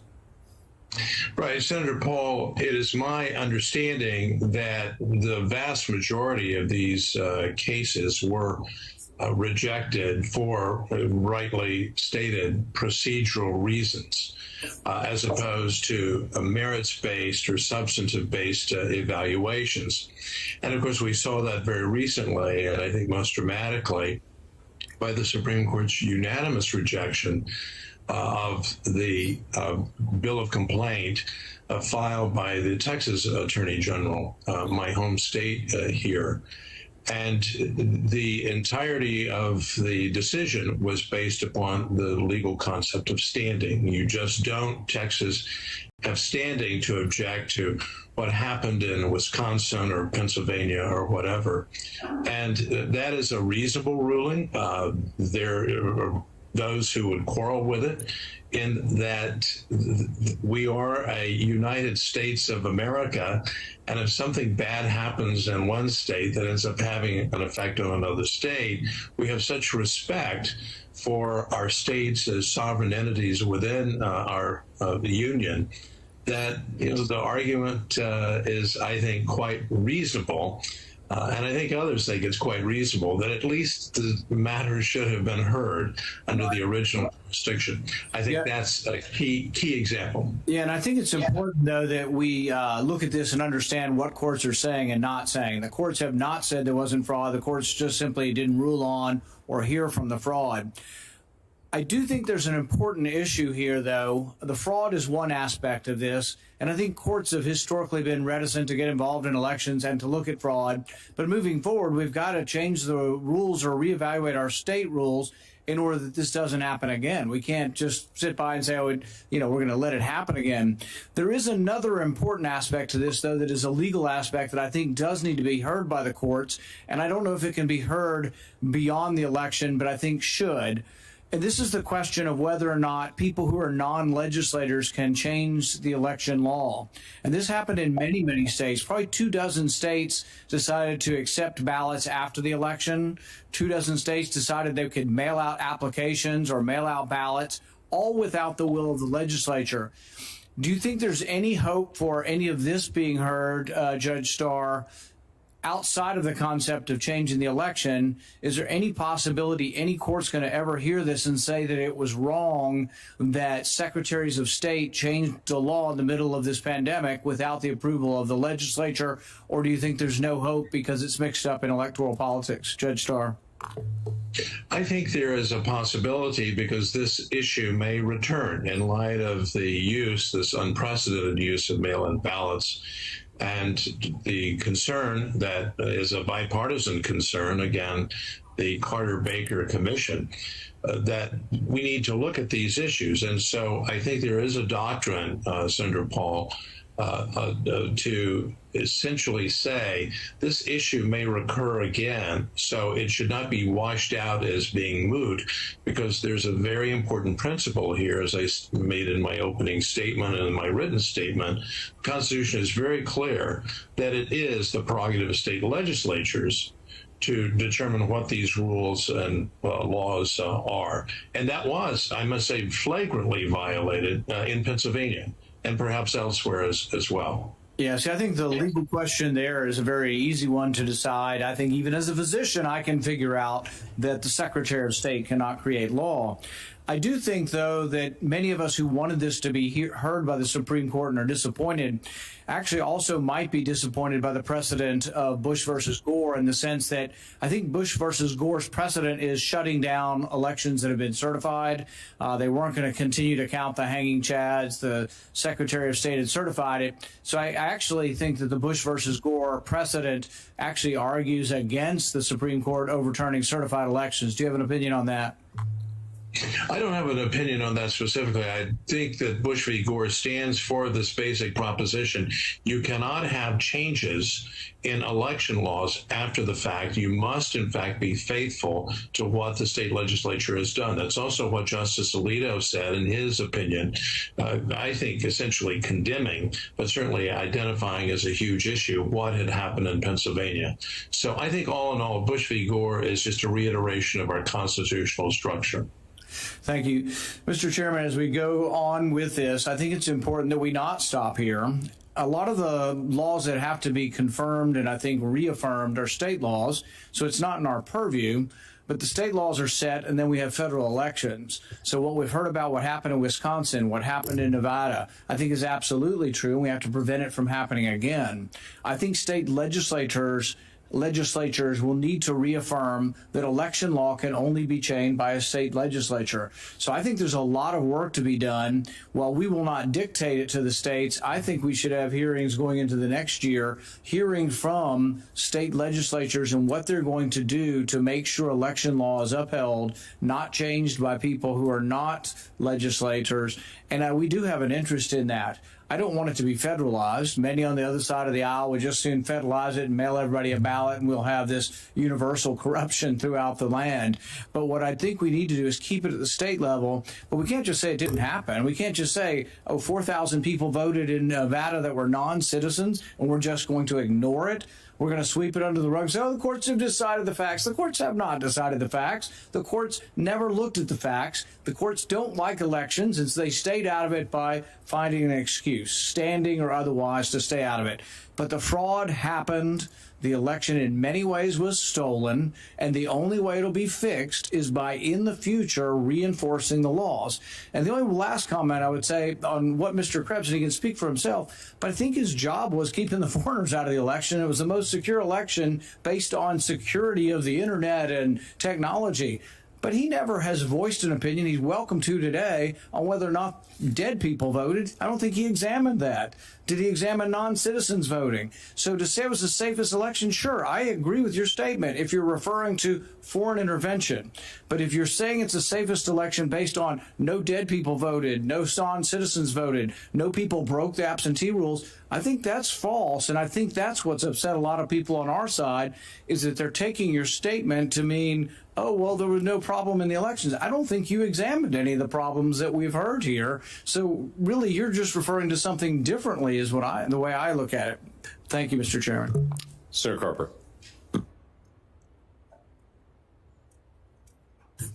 Thanks, Mr. Chairman. To our witnesses, those that are here, and those that are afar, we welcome you. I just want to say to Chris Krebs, on behalf of many of us on both sides of the aisle, thank you for your leadership, for a job well done. Thank you for your courage to speak truth to power. Mr. Chairman and colleagues, President Lincoln once said these words. He said, if given the truth, the people can be depended upon to meet any national crisis. The great point is to bring them the real facts. Those are his words. That's what we in the Navy call the straight skinny. The straight skinny. And with all due respect, the American people have had the facts with respect to the outcome of this election for some time now. The truth, the straight skinny, if you will, is staring us in the face. It may not be what President Trump and his supporters wanted, but Joe Biden and Kamala Harris received more votes than any ticket in American history. That's a success for our democracy. It's something we ought to be celebrating. A success made possible in the middle of an unprecedented pandemic, thanks to ordinary citizens who volunteered as poll workers across the country. Many of them risked their own health to oversee a fair count, while hundreds of thousands of postal workers worked tirelessly to deliver absentee ballots. U.S. Cybersecurity Infrastructure Agency, ably led by Chris Krebs, has called this election the most secure in American history. He's called it that again here today. And throughout this country, courts have flat out rejected claims of elected irregularities. Conservative Trump-appointed judges in state after state have dismissed the Trump campaign's claims, calling them baseless and worse. And let me just cite a couple of examples. In response to the legal challenge from the Trump campaign in Pennsylvania, a federal judge appointed by President Trump and a longtime member of the Conservative Federalist Society wrote that, quote, charges of unfairness are serious, but calling an election unfair does not make it so. Charges require specific allegations and then proof. He went on to say, we have neither here. And one of the most strongly worded opinions came from a Wisconsin state justice who served as president of a chapter of the Federalist Society and his chief legal counsel, the former Republican governor, Scott Walker. Here's what he said. Something far more fundamental than the winner of Wisconsin's electoral votes is implicated in this case. He wrote that in declining to hear a case asking the court to overturn the election results. And he went on to say this: at stake is faith in our system of free and fair elections, a feature central to the enduring strength of our constitutional republic, close quote. And to that, I think we should all just say amen.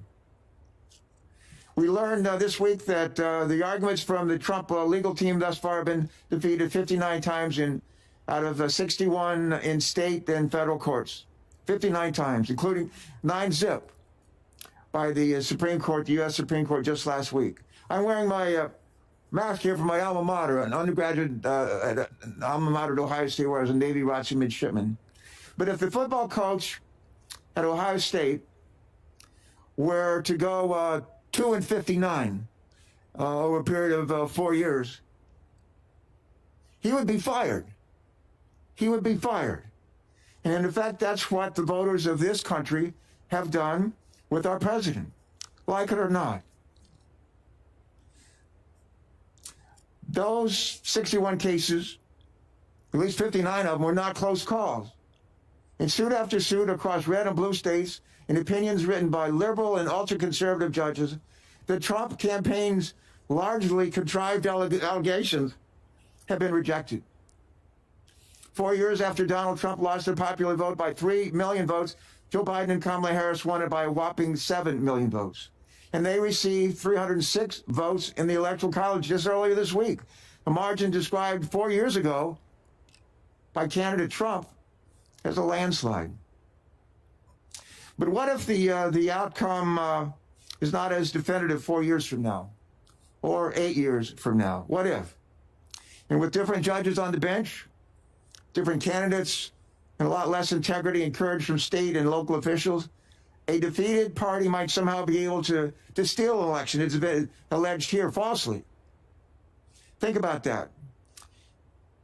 It somehow might be able to steal an election. Friends, that ought to scare the hell out of all of us. Meanwhile, many of the president's supporters across the country continue to spread misinformation and false allegations about the presidential election. The truth of the matter is, in a lot of states, many of the voters who voted for Joe Biden for president turned around on their ballots and they voted on down ballot races. To our chagrin as Democrats, they voted Republicans. They voted for Republican in congressional races, in state legislative races, and more. You know what we call that in Delaware? We call it ticket splitting. It's as old as our democracy. It's not a conspiracy. It's plain and simple ticket splitting. We've done it before, and we're going to do it again. Let me go on to say that what we say in this committee and in this body matters. And if we continue to push what the courts have over time overwhelmingly called baseless claims of fraud, we not only risk permanent damage to our democracy, we also become complicit in threats and attacks against election officials and ordinary citizens. In Georgia, nonpartisan election technicians have faced death threats simply for doing their jobs. The Georgia Secretary of State and his family have received death threats. Mr. Krebs, our witness here today, a Trump appointee, has been bombarded with threats ever since an attorney for President Trump's campaign said on national TV, what did he say? He said, Krebs should be taken out at dawn and shot.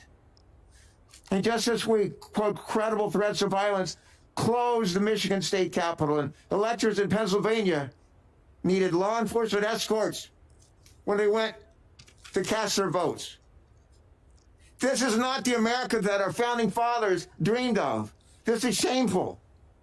Enough already. We have work to do to get America back on track, starting right here in this Congress, in this House. All of us, Democrats and Republicans here in this body, need to do our jobs. And that's just the beginning. There are over 250 million Americans who need to be vaccinated. There are millions of businesses that need a helping hand. Tens of millions of students who need to be back in school getting an education. hundreds of thousands of hospital and nursing workers who just need a break. But it's going to be hard to move forward as a country with dispatch or as a Congress until we accept the clear results of this election and turn the page. In 1787, colleagues, delegates from 13 colonies convened in Philadelphia to debate the future of our country. You know, they disagreed on a lot of things, but they all agreed on this. They didn't want a king. In responding to arguments for the Trump legal team in Wisconsin, a member of the state Supreme Court there echoed these sentiments recently when she said to them, quote, "You want us to overturn this election so that your king can stay in power? That's un-American," close quote. And you know what? She was right. It is un-American. So, Mr. Chairman and colleagues, our chairman's not sitting here, he's out voting, but when Chairman Johnson, when he became the leader of this committee in 2015, he pledged to run this committee, and I quote, "with a spirit of bipartisan teamwork, respect, integrity, and professionalism." You know, that's been the hallmark of this committee for years, for decades. And those words were reassuring to me. I know they were to our colleagues on this committee, to the staffs that we lead. And a few years later, when the chairman and I worked together to introduce and enact the Bipartisan Presidential Transition Improvement Act, he said, and I quote, "The peaceful transition of power from one administration to the next is the hallmark of our democracy," close quote. Those are words we hope and expect to hear from our leaders. Words that appeal to our better angels. Words that unite us, not divide us. And sadly, I fear that today's hearing may not be truly reflective of those words. I hope I'm wrong. But if I'm not, today's hearing could prove deeply disappointing to me and to the 330 million people that we serve across this nation. Let's not disappoint them. And as we continue with this hearing today, I would just say to our chairman, you ask our witness to stand and take an oath to tell the truth. It's only fair for all of us to hold ourselves to the same standard. If our nation's leaders don't embrace the truth in our daily discourse, then we no longer have a democracy that will endure. Calling an election unfair does not make it so. And spreading misinformation in this committee or any committee doesn't just stay inside these four walls. I'll conclude with this. I began my statement today with the words of Abraham Lincoln. I want to conclude it with the words attributed to Thomas Jefferson. Here's what he said. If the people know the truth, they won't make a mistake. If the people know the truth, they won't make a mistake. So let's tell them the truth. Let's tell them the truth today, tomorrow, and for generations to come. The truth will keep us free. The truth will keep us free. It always has, and it always will. Thank you.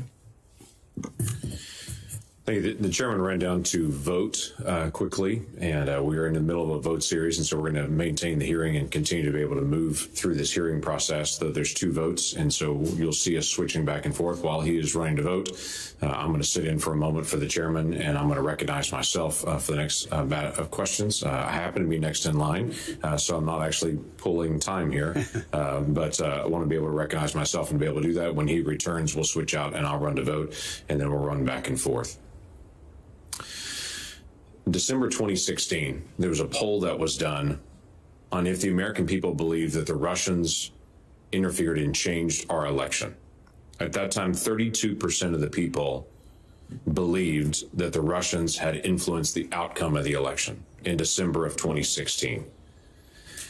Based on that belief and what was going on, there was launched a whole series of hearings. Certainly the Russians were trying to interfere in our elections, but we spent millions and millions of dollars investigating it, going through it, ramping up entities like CISA and others to be able to go engage, to be able to make sure we can protect our next election. Senator Klobuchar and I worked for years on election security legislation and worked to be able to get that implemented. We did 6 different public hearings on Russian interference just on that one topic to make sure that we were paying attention to it, when it all started with 32% of Americans in December of 2016 believing the Russians had interfered in our election. A few days ago, another poll asked the question, do you believe there was election and voter fraud in the presidential election between Joe Biden and Donald Trump?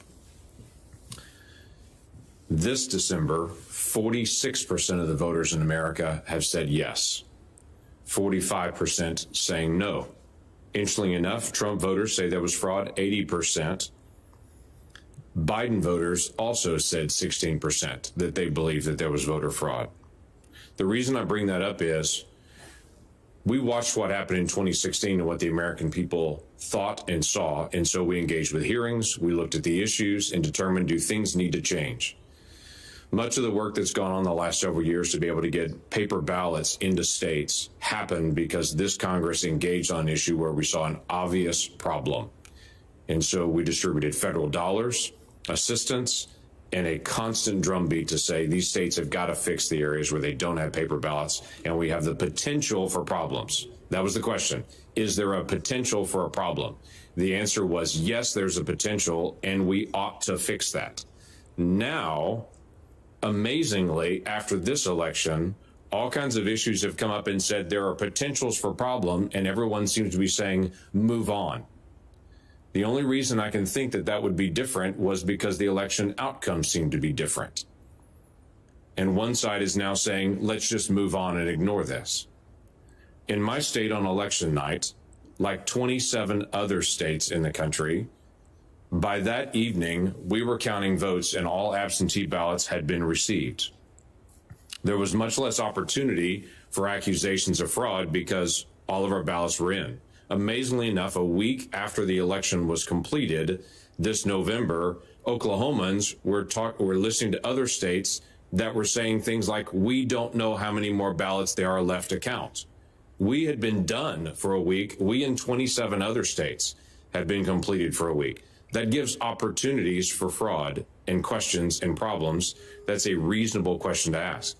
It's reasonable to be able to ask if people can drift around and gather ballots from other people and do ballot harvesting, and in some states that's legal, does that provide an opportunity for fraud? I think the obvious answer is yes. The obvious answer is if you mail a ballot to everyone in the state, even if they didn't ask for it, does it provide an opportunity for fraud, especially when the state did not first purge or verify those addresses and they sent thousands of ballots to people that no longer live there? I've talked to Nevada residents that receive multiple ballots at their home for people that no longer live there. That's a problem. And we should at least admit that's a problem. And for some reason, the other side was very focused on, we've got to fix the potential for problem from 2016. But in 2020, when there's potential for problem and things that have been shown, everyone seems to say, move along. Let's not discuss this. There's a system called the ERIC system that's in place that 30 states cooperate with. It helps them verify if people have moved and they're registered in 2 different states, or if they've moved into your state and they're registered somewhere else. It helps them determine if they're voting in 2 different states. Only 30 states use that. Other states are not. And even of the 30 states that use it, not all of them are actually using it. They literally are on the system, but they're not actually purging their rolls when they know there are people that have moved out of their states and have been informed of that. Just this last year in the ERIC system, they identified 91,000 people that are registered voters that are dead. 91,000 that one system had recognized. There are problems in the system. And in this conversation that I've had with so many people, and I've said, is it a problem that people are voting in 2 states? Is it a problem that people are voting after they're dead? And this is what I hear over and over again. This has been going on for years. So why don't we fix it? Should be the next statement. Instead, the statement seems to be, well, let's just move along. Mr. Binnall, 42,000 people in Nevada voted more than once, according to your work in this. 42,000 people. 1,500 people voted in Nevada that were dead. 19,000 people voted though they did not live in Nevada and they weren't a college student. 8,000 people voted from a non-existent address. 15,000 people voted, though they were registered to a commercial address or a vacant address, and 4,000 people voted in Nevada that are non-citizens. My question to you is, in my state, when someone votes twice, and we do have that occasionally, and about 50 times a year that actually occurs in our state, we prosecute individuals that vote twice. of this 130,000 instances that you have identified from the 2020 election in Nevada, do you know of any prosecutions currently going on in Nevada for any voter fraud? Not yet, Senator, and that's extremely important. These laws have to be enforced. We, of course, I represent the Trump campaign and the campaign's electors. I don't represent the government. We can't bring prosecutions. But if we are going to enforce voter integrity laws, they must be enforced, and we are confident that although it often takes a long time to put together a fraud case, although it takes prosecutors months, sometimes even years, to go through subpoenas and warrants and using the FBI to go investigate these things, once a good hard look at these cases is examined, an honest look, if we do that, there should be charges brought, because the ranking member brought up in his remarks that when you lose the principle of one person, one vote, the end result is authoritarianism. That's exactly what we're saying here today. Right, and that's a major issue. Mr. Chairman, could I ask for one additional moment? Judge Starr, you've raised twice this issue about Pennsylvania and that the laws of Pennsylvania were changed. In Oklahoma, we did State Bill 210 and State Bill 1779 because we saw with the pandemic there were going to be problems. So our legislature came into session, made a change to be able to adjust for how we were going to do early ballots and early voting. So because we knew that was the law that needed to be followed. Was that done in Pennsylvania? And does it matter who sets the law and the rules for elections? No, it was not done, unfortunately, in Pennsylvania. The governor sought to change the law. The General Assembly of Pennsylvania had met, reviewed, and made various and sundry changes and reforms. And then the Pennsylvania Supreme Court, building what the governor had done, made additional changes. And those, in my judgment, were complete violations of the United States Constitution and flagged as such preliminarily by Justice Samuel Alito. So the Oklahoma legislature did it the right way. Judge Starr, thank you very much. Senator Hassan. Well, thank you very much. Just want to test that folks can hear me. They can. Okay, thank you very much, Mr. Chair, and for our ranking member. I want to also thank all our witnesses for being here today.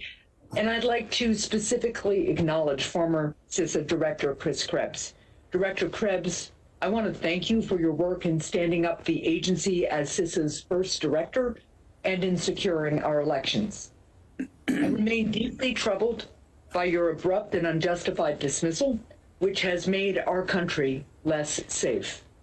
Now more than ever, the challenges of this pandemic and our nation's increased reliance on online services requires the experience and steady leadership that you have displayed. Even so, I want to express my deep thanks to you and to the men and women at CISA for the work that you have done and will continue to do to help make our country and our communities safer. Now, I have 3 questions for you, Director Krebs. Let's start with this one. As the CISA director, you attempted to tackle disinformation campaigns via the rumor control effort by CISA. That's the name you all gave it. Rumor Control is a resource featured on CISA's website to debunk common misinformation and disinformation narratives. So first, in your time as CISA director, were you ever asked by any administration official to refrain from debunking disinformation or misinformation? Yes, ma'am. Thank you for the question. I was never directly approached on any rumor control changes or alterations. I understand my staff was. I told them that if anyone had any problems with what was on rumor control, I was the Senate confirmed leader of the agency. Ultimately, I approved content, and they would need to come talk to me about that. And I never got that phone call or visit. But you are saying that staff did report to you that there was outreach from officials asking them to make changes? Yes, ma'am. Were you ever asked to take down an entry that debunked a conspiracy theory? Not directly, no, ma'am. Was your staff? They were asked about some of the content, and again, I reiterated and reinforced that I owned that content, and if anybody had an issue with it, they needed to come talk to me. Was it ever implied that your job was at stake if you didn't ease up on debunking disinformation? I certainly never interpreted any statements or anything along those lines. No, ma'am. Well, I would like to explore with you further, perhaps after this panel, some of what you just said in terms of your staff, but I want to move on to a couple of other things just in the interest of time. Director Krebs, given your experience with tackling disinformation, I want to talk about the post-election disinformation campaign that has been waged. The president and many others have tweeted outlandish claims of massive voter fraud and truly wild conspiracy theories. However, the president's lawyers won't or don't usually bring these same claims when they go into court. When they do, the judges, often conservative or Republican appointed judges, have dismissed them. Director Krebs, given your experience with disinformation campaigns, why do you think there is such a gulf between rhetoric and reality? What's the goal of this disinformation campaign? I think generally that disinformation now, currently, particularly domestically, is being used to create confusion and drive a certain narrative. But our point with rumor control at CISA was about identifying, initially foreign activities, but it became more of a domestic or even uncertain origin. And it was things, again, like Hammer scorecards, some of these claims of malicious algorithms, and they were pretty straightforward to debunk in the early days, but they continue to this day. There's confusion being sown about how election machines are used, how they fit into the process. Even now in Michigan right now with Antrim County, there was a forensics audit done on some of the machines there, and there was a group that released a report. And it's a 22-page report. I looked at it, and others have looked at it. And to me, it implies that those systems are compromised and not dependable, and you can't trust the votes and any other of the machines across the state. So I was a little concerned about that. But I looked at the report, and it claims that there was a 60% error rate in the machines, the election management systems. And so, again, I dug into that, and it makes the claim that then, 68% of the votes cast are therefore not dependable. And I've seen those claims being repeated on social media by the campaign, by the president. And so I wanted to understand what that was all about. So I looked at it, and in fact, it was not that there were 68% of the votes there were errors. It was that the election management system's logs had recorded 68% of some sort of the logs themselves had some sort of alert rate. And that is being used to spin that machine is not trustworthy. But the problem is the report itself doesn't actually specify any of those errors except for one. And it's on page 19, or actually it's on page 20. And it says, there is no permission to bracket zero bracket. And that is being claimed to mean that somebody tried to get in the machine and wipe the records. And so I looked at that and I said, okay, I don't know if it actually says that. And something jumped out at me, having worked at Microsoft, that these are Windows-based machines. The election management system is a Windows-based machine. And the election management system is coded with a programming language called C#. There is no permission to bracket zero bracket is a placeholder for a parameter. So it may be that it's just not good coding, but that certainly doesn't mean that somebody tried to get in there and zero. They misinterpreted the language in what they saw in their forensic audit. And that's just one example. They misinterpret, and Don Palmer, Commissioner Palmer, I'm sure can talk to us about whether there's a HAVA 90-day safe harbor rule, or which of the VVSGs is applicable to those machines and whether that machine. So I'm seeing these reports that are factually inaccurate continue to be promoted. That's what rumor control is all about. That's what I'm continuing to do today based on my experience and understanding and how these systems work. We have to stop this. It's undermining confidence in democracy. Well, I thank you so much for that statement. Mr. Chair, I'll note that a couple of other people have gone a little bit over their time, and I have one more question for Mr. Krebs. Sure. And with your indulgence, I'd like to ask it. Sure. Director Krebs, I thank you for that response. I think it's a very important example of the kind of disinformation and spinning that is happening that frankly puts confidence at risk and puts some of our people at risk. You have noted in the past that we have a very diffuse election system that is administered at the local level.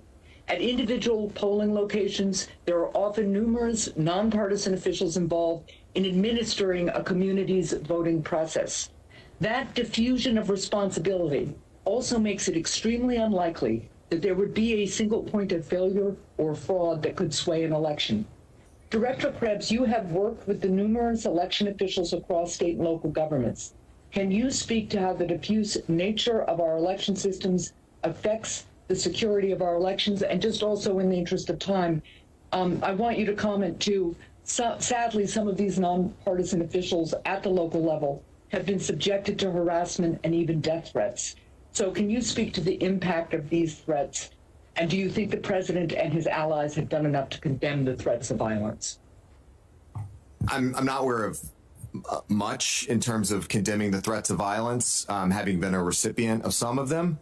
I think it's, again, an affront to democracy that the citizens of the United States of America that are responsible for executing this sacred democratic institution of elections are being threatened on a daily basis. I mean, you name it, whether it's emails, whether it's phone calls, whether it's people showing up at your house.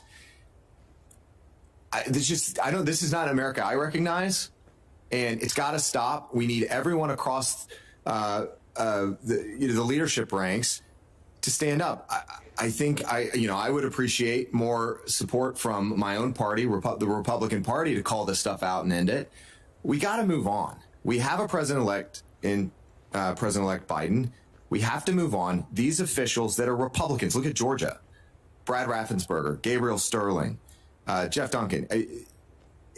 These are Republicans that are putting country over party. They're being subjected to just horrific threats as a result. This is not America. Well, thank you, Mr. Krebs. Thank you, Mr. Chair, for your indulgence. And Mr. Krebs, thank you for your patriotism. Thanks, Senator Hassan. Senator Scott went to vote, so is Senator Rosen available? Yes, I'm here. Thank you, Mr. Chairman. Good morning to all the witnesses here today.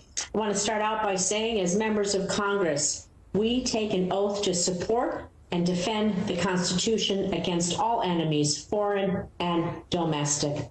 We have a responsibility to our constituents and our nation to defend our democratic process. With that being said, Mr. Krebs, we thank you for your service to our nation and for upholding your oath to defend the Constitution from foreign and domestic threats. Your efforts to protect the integrity of our democratic process help ensure that the 2020 election was the most secure in American history, as certified by the Department of Homeland Security. I'd also publicly like to thank Nevada's election workers who, despite Mr. Binnall's comments in the media and here today, worked long hours to ensure that Nevada's elections were free, fair, and secure. Both our Republican Secretary of State and our Democratic Attorney General have stated there is no evidence of widespread voter fraud occurred in Nevada, and our highest court has said the same, and I will not give this false narrative about my state any more attention than it has already unfortunately received. However, we do know that foreign adversaries like Russia have peddled false narratives. September 3rd, the Department of Homeland Security warned that Russia has been spreading disinformation about the integrity of U.S. elections since March. This evidence is alarming. According to Althea Group, ahead of the election, Russian media sources like RT and Sputnik were already pushing the narrative that the U.S. would not conduct free and fair elections.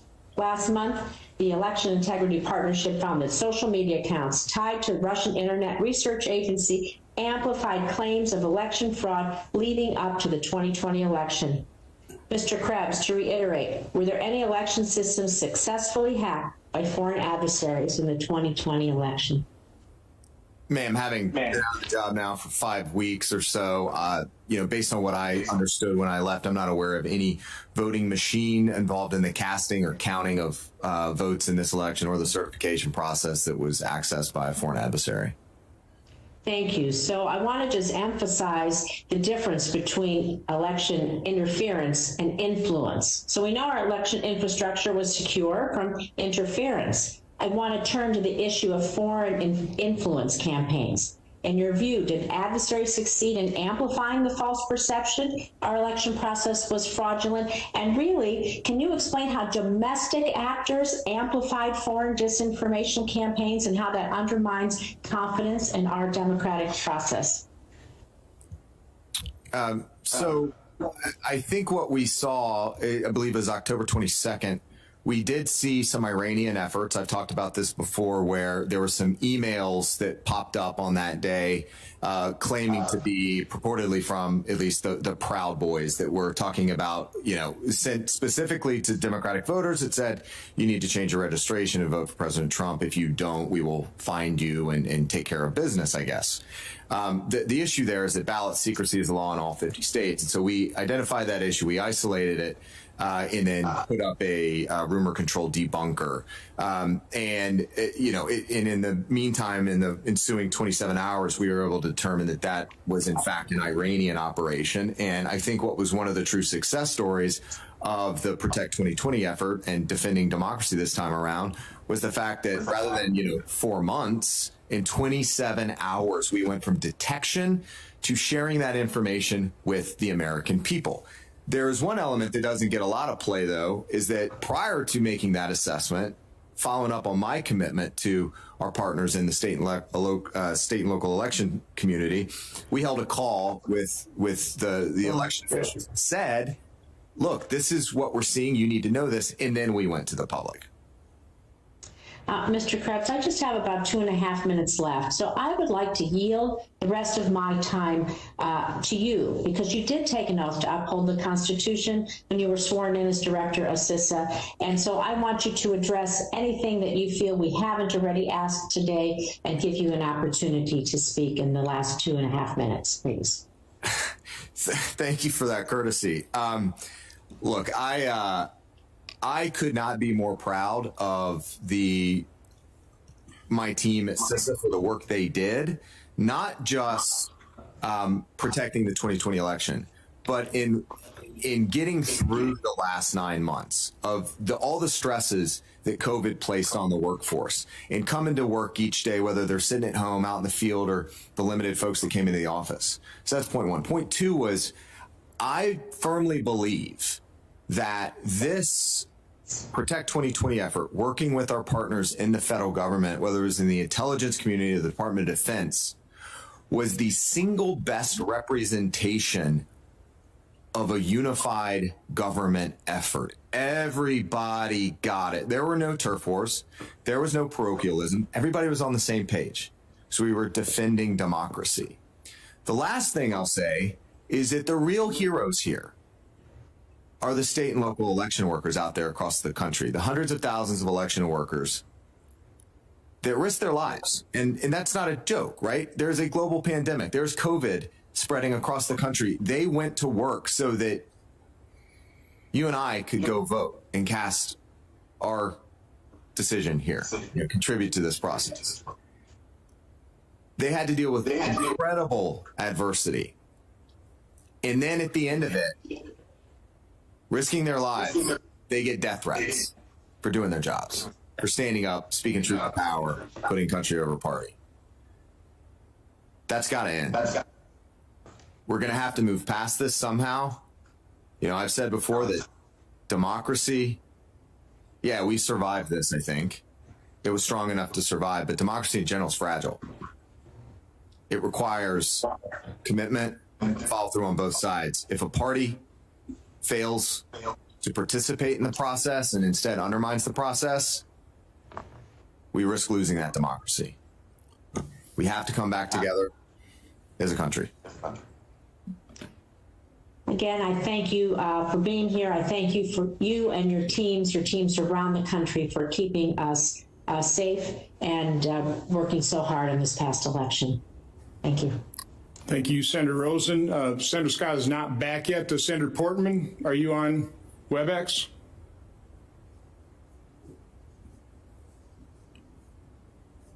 Senator Hawley, are you on WebEx? I'll try Senator Sinema. Well, then I'll pick up the slack.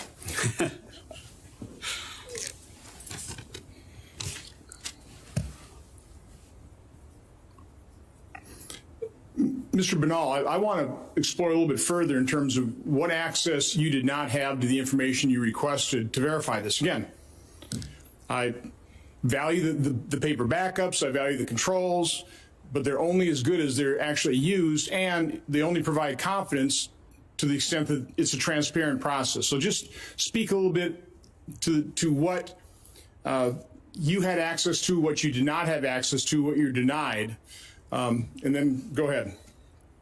Thank you, Mr. Chairman. The very sad fact is that we were denied access to almost anything meaningful that would allow us to verify. Can you be specific? Absolutely, Senator. Let's talk about the paper backups on the electronic machines. We were denied any access to those except from one machine in the entire state of Nevada. We were denied that access. That I wish I could have quoted Mr. Krebs when we were fighting our discovery fights at the in Nevada, saying how important it was to get access to these. We couldn't see any paper backups, and on top of that, the printers on the machine were malfunctioning at such a high rate.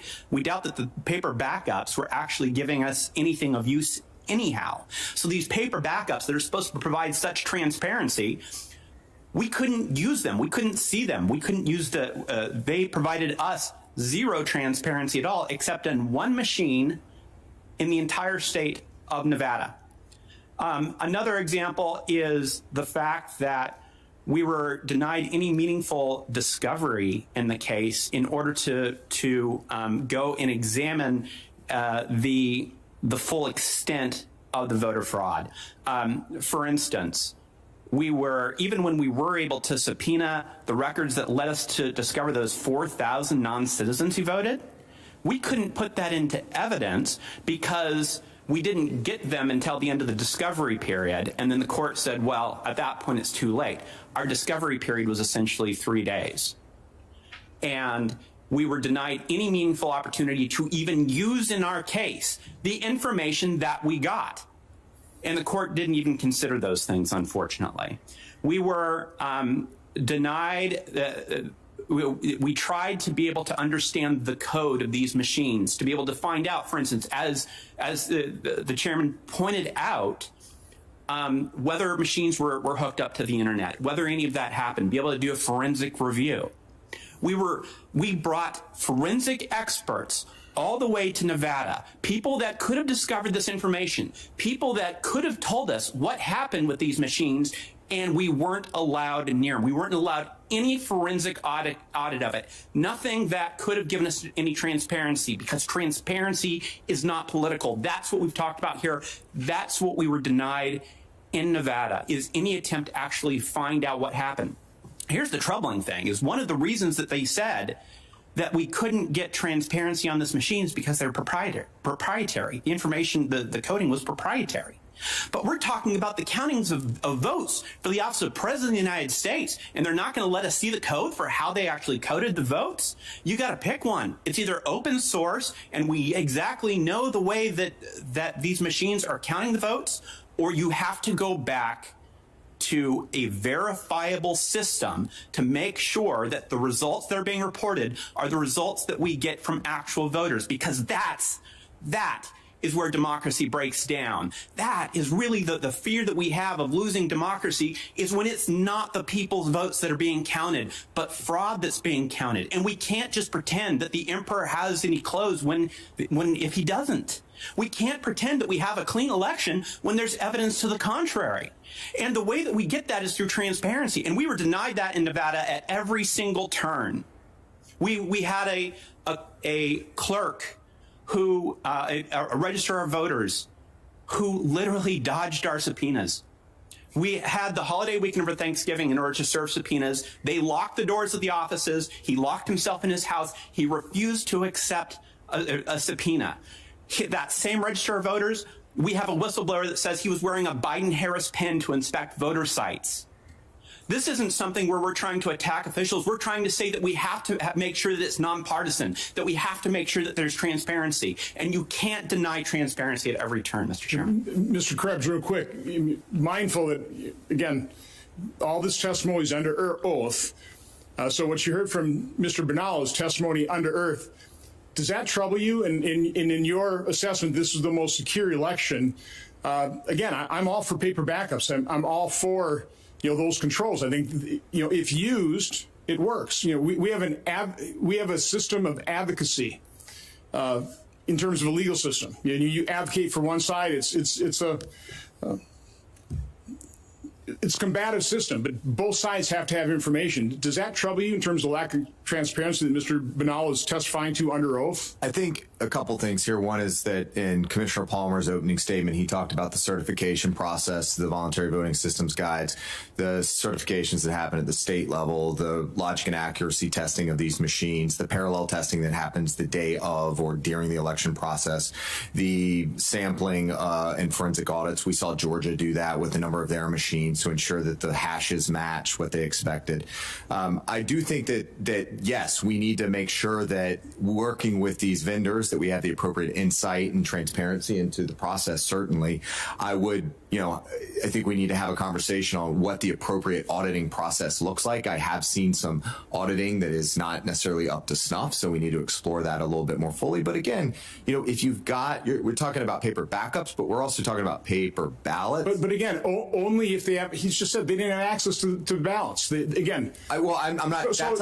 Again, all I'm asking, does that trouble you that there wasn't that kind of a transparency, or are you challenging his testimony? Oh, of course not. So again, this system is, we only have confidence in it if it's completely transparent and somebody who's challenging results has access to the information. The paper ballot backup can have their forensic experts take a look at the computer systems, and that wasn't afforded.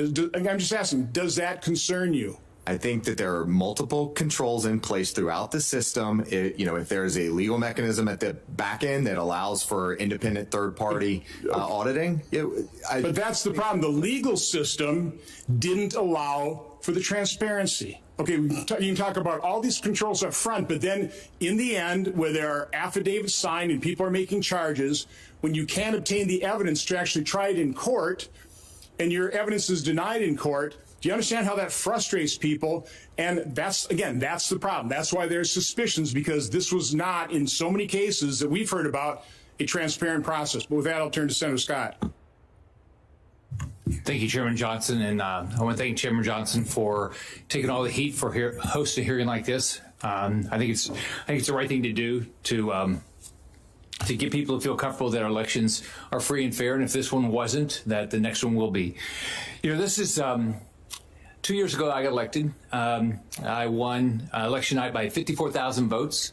And Chuck Schumer sent a lawyer down and basically said, I don't care what the votes are, we're going to win through the courts. And we went through unbelievable number of lawsuits. We had, I think, something like 1,000 lawyers working with us. We went through 2 recounts. And he didn't care what the votes are. Chuck Schumer's goal was to win, and his lawyer was just to win through the courts. It didn't matter what the votes are.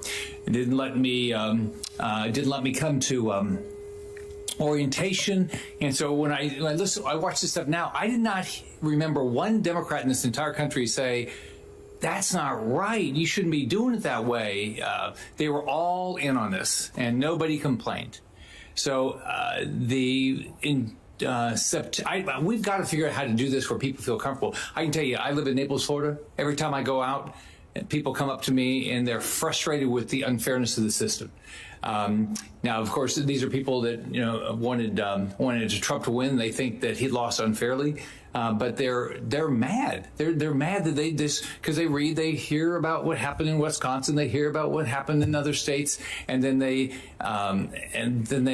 furious that they think the whole system's rigged. So one thing I did is in September, I put out a bill called the Voter ID. We do absentee ballots, and it actually works in Florida. You have to be a registered voter. Your signatures have to match. You have to get your vote in, ask for your vote early. You have to get your vote in on time. It's your problem if you don't. It's not somebody else's. You don't get to vote after the fact. Your vote doesn't get to come in after the fact and somebody count it. Although 2 years ago, the Democrat lawyer tried to do that.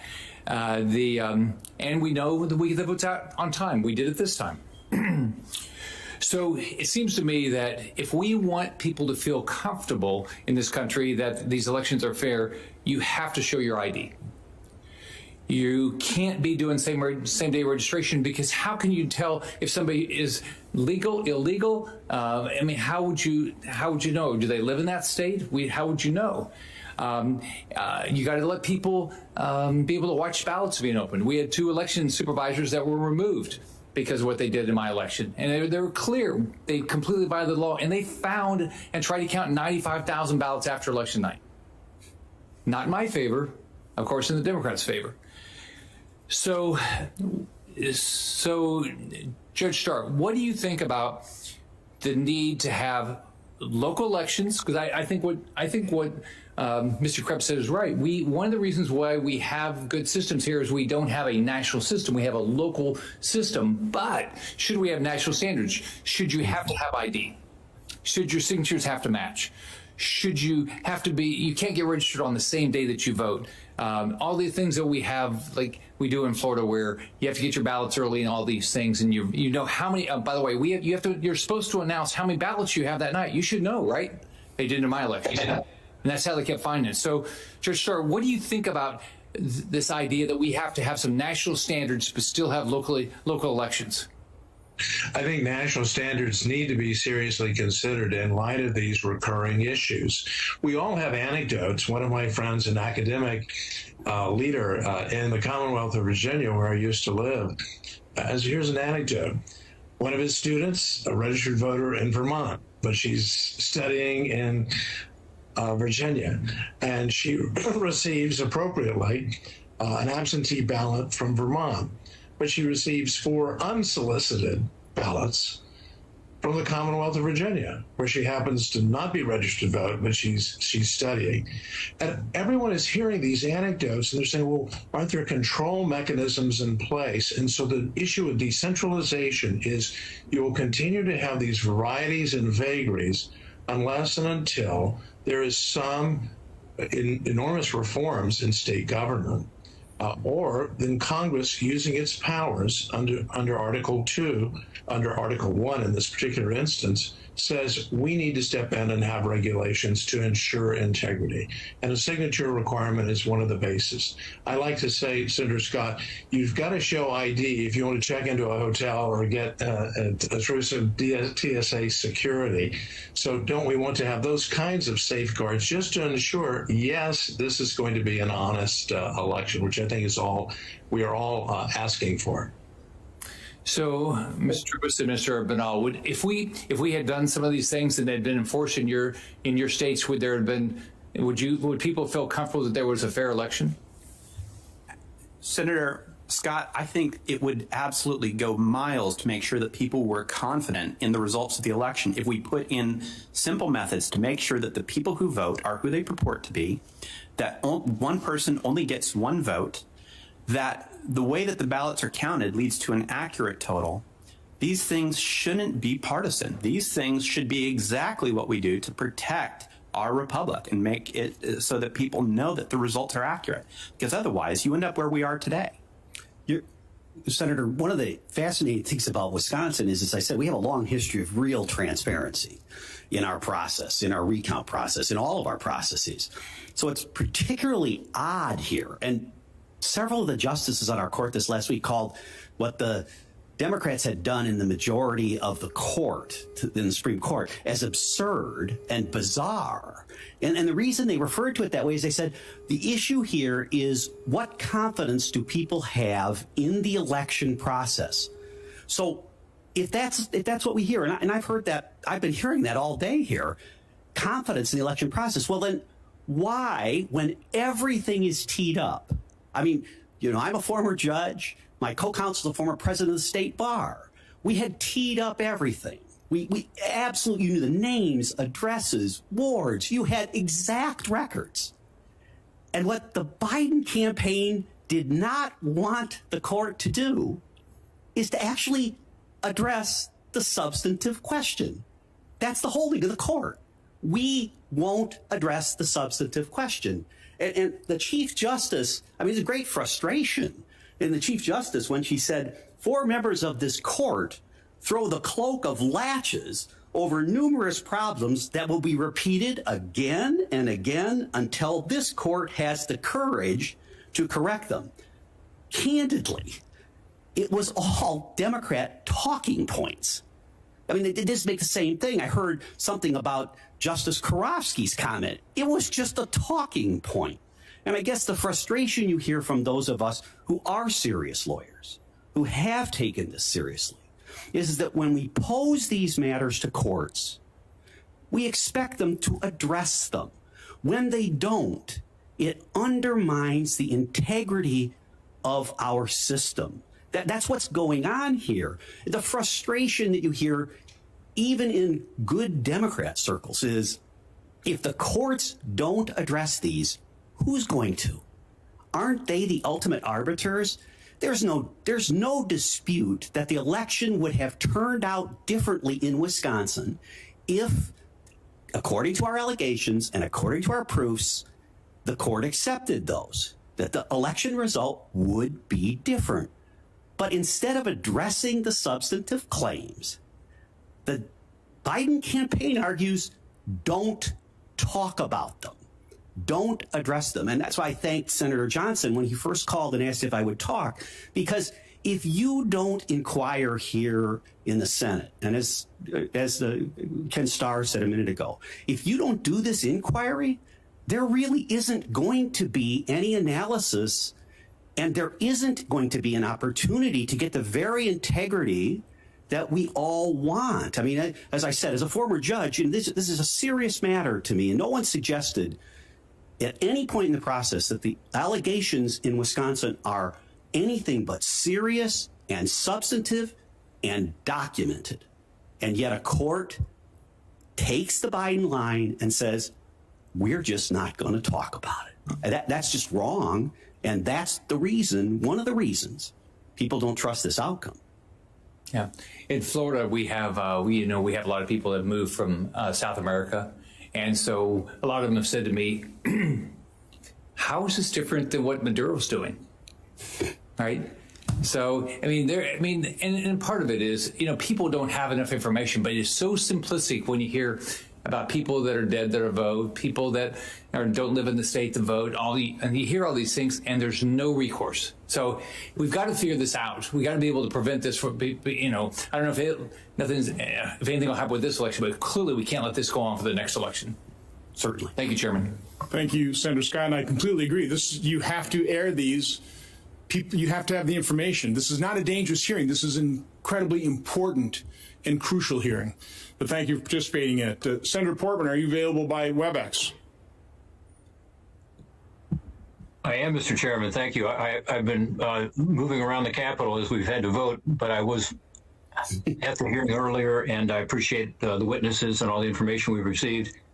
And, as I look at this issue and even watch some of the back and forth today between our colleagues, it seems to me that pulling this out of politics a little bit and having a bipartisan group that is more independent look at the issue is a good idea, in part because most of us don't believe that this ought to be something that the federal government usurps from the states.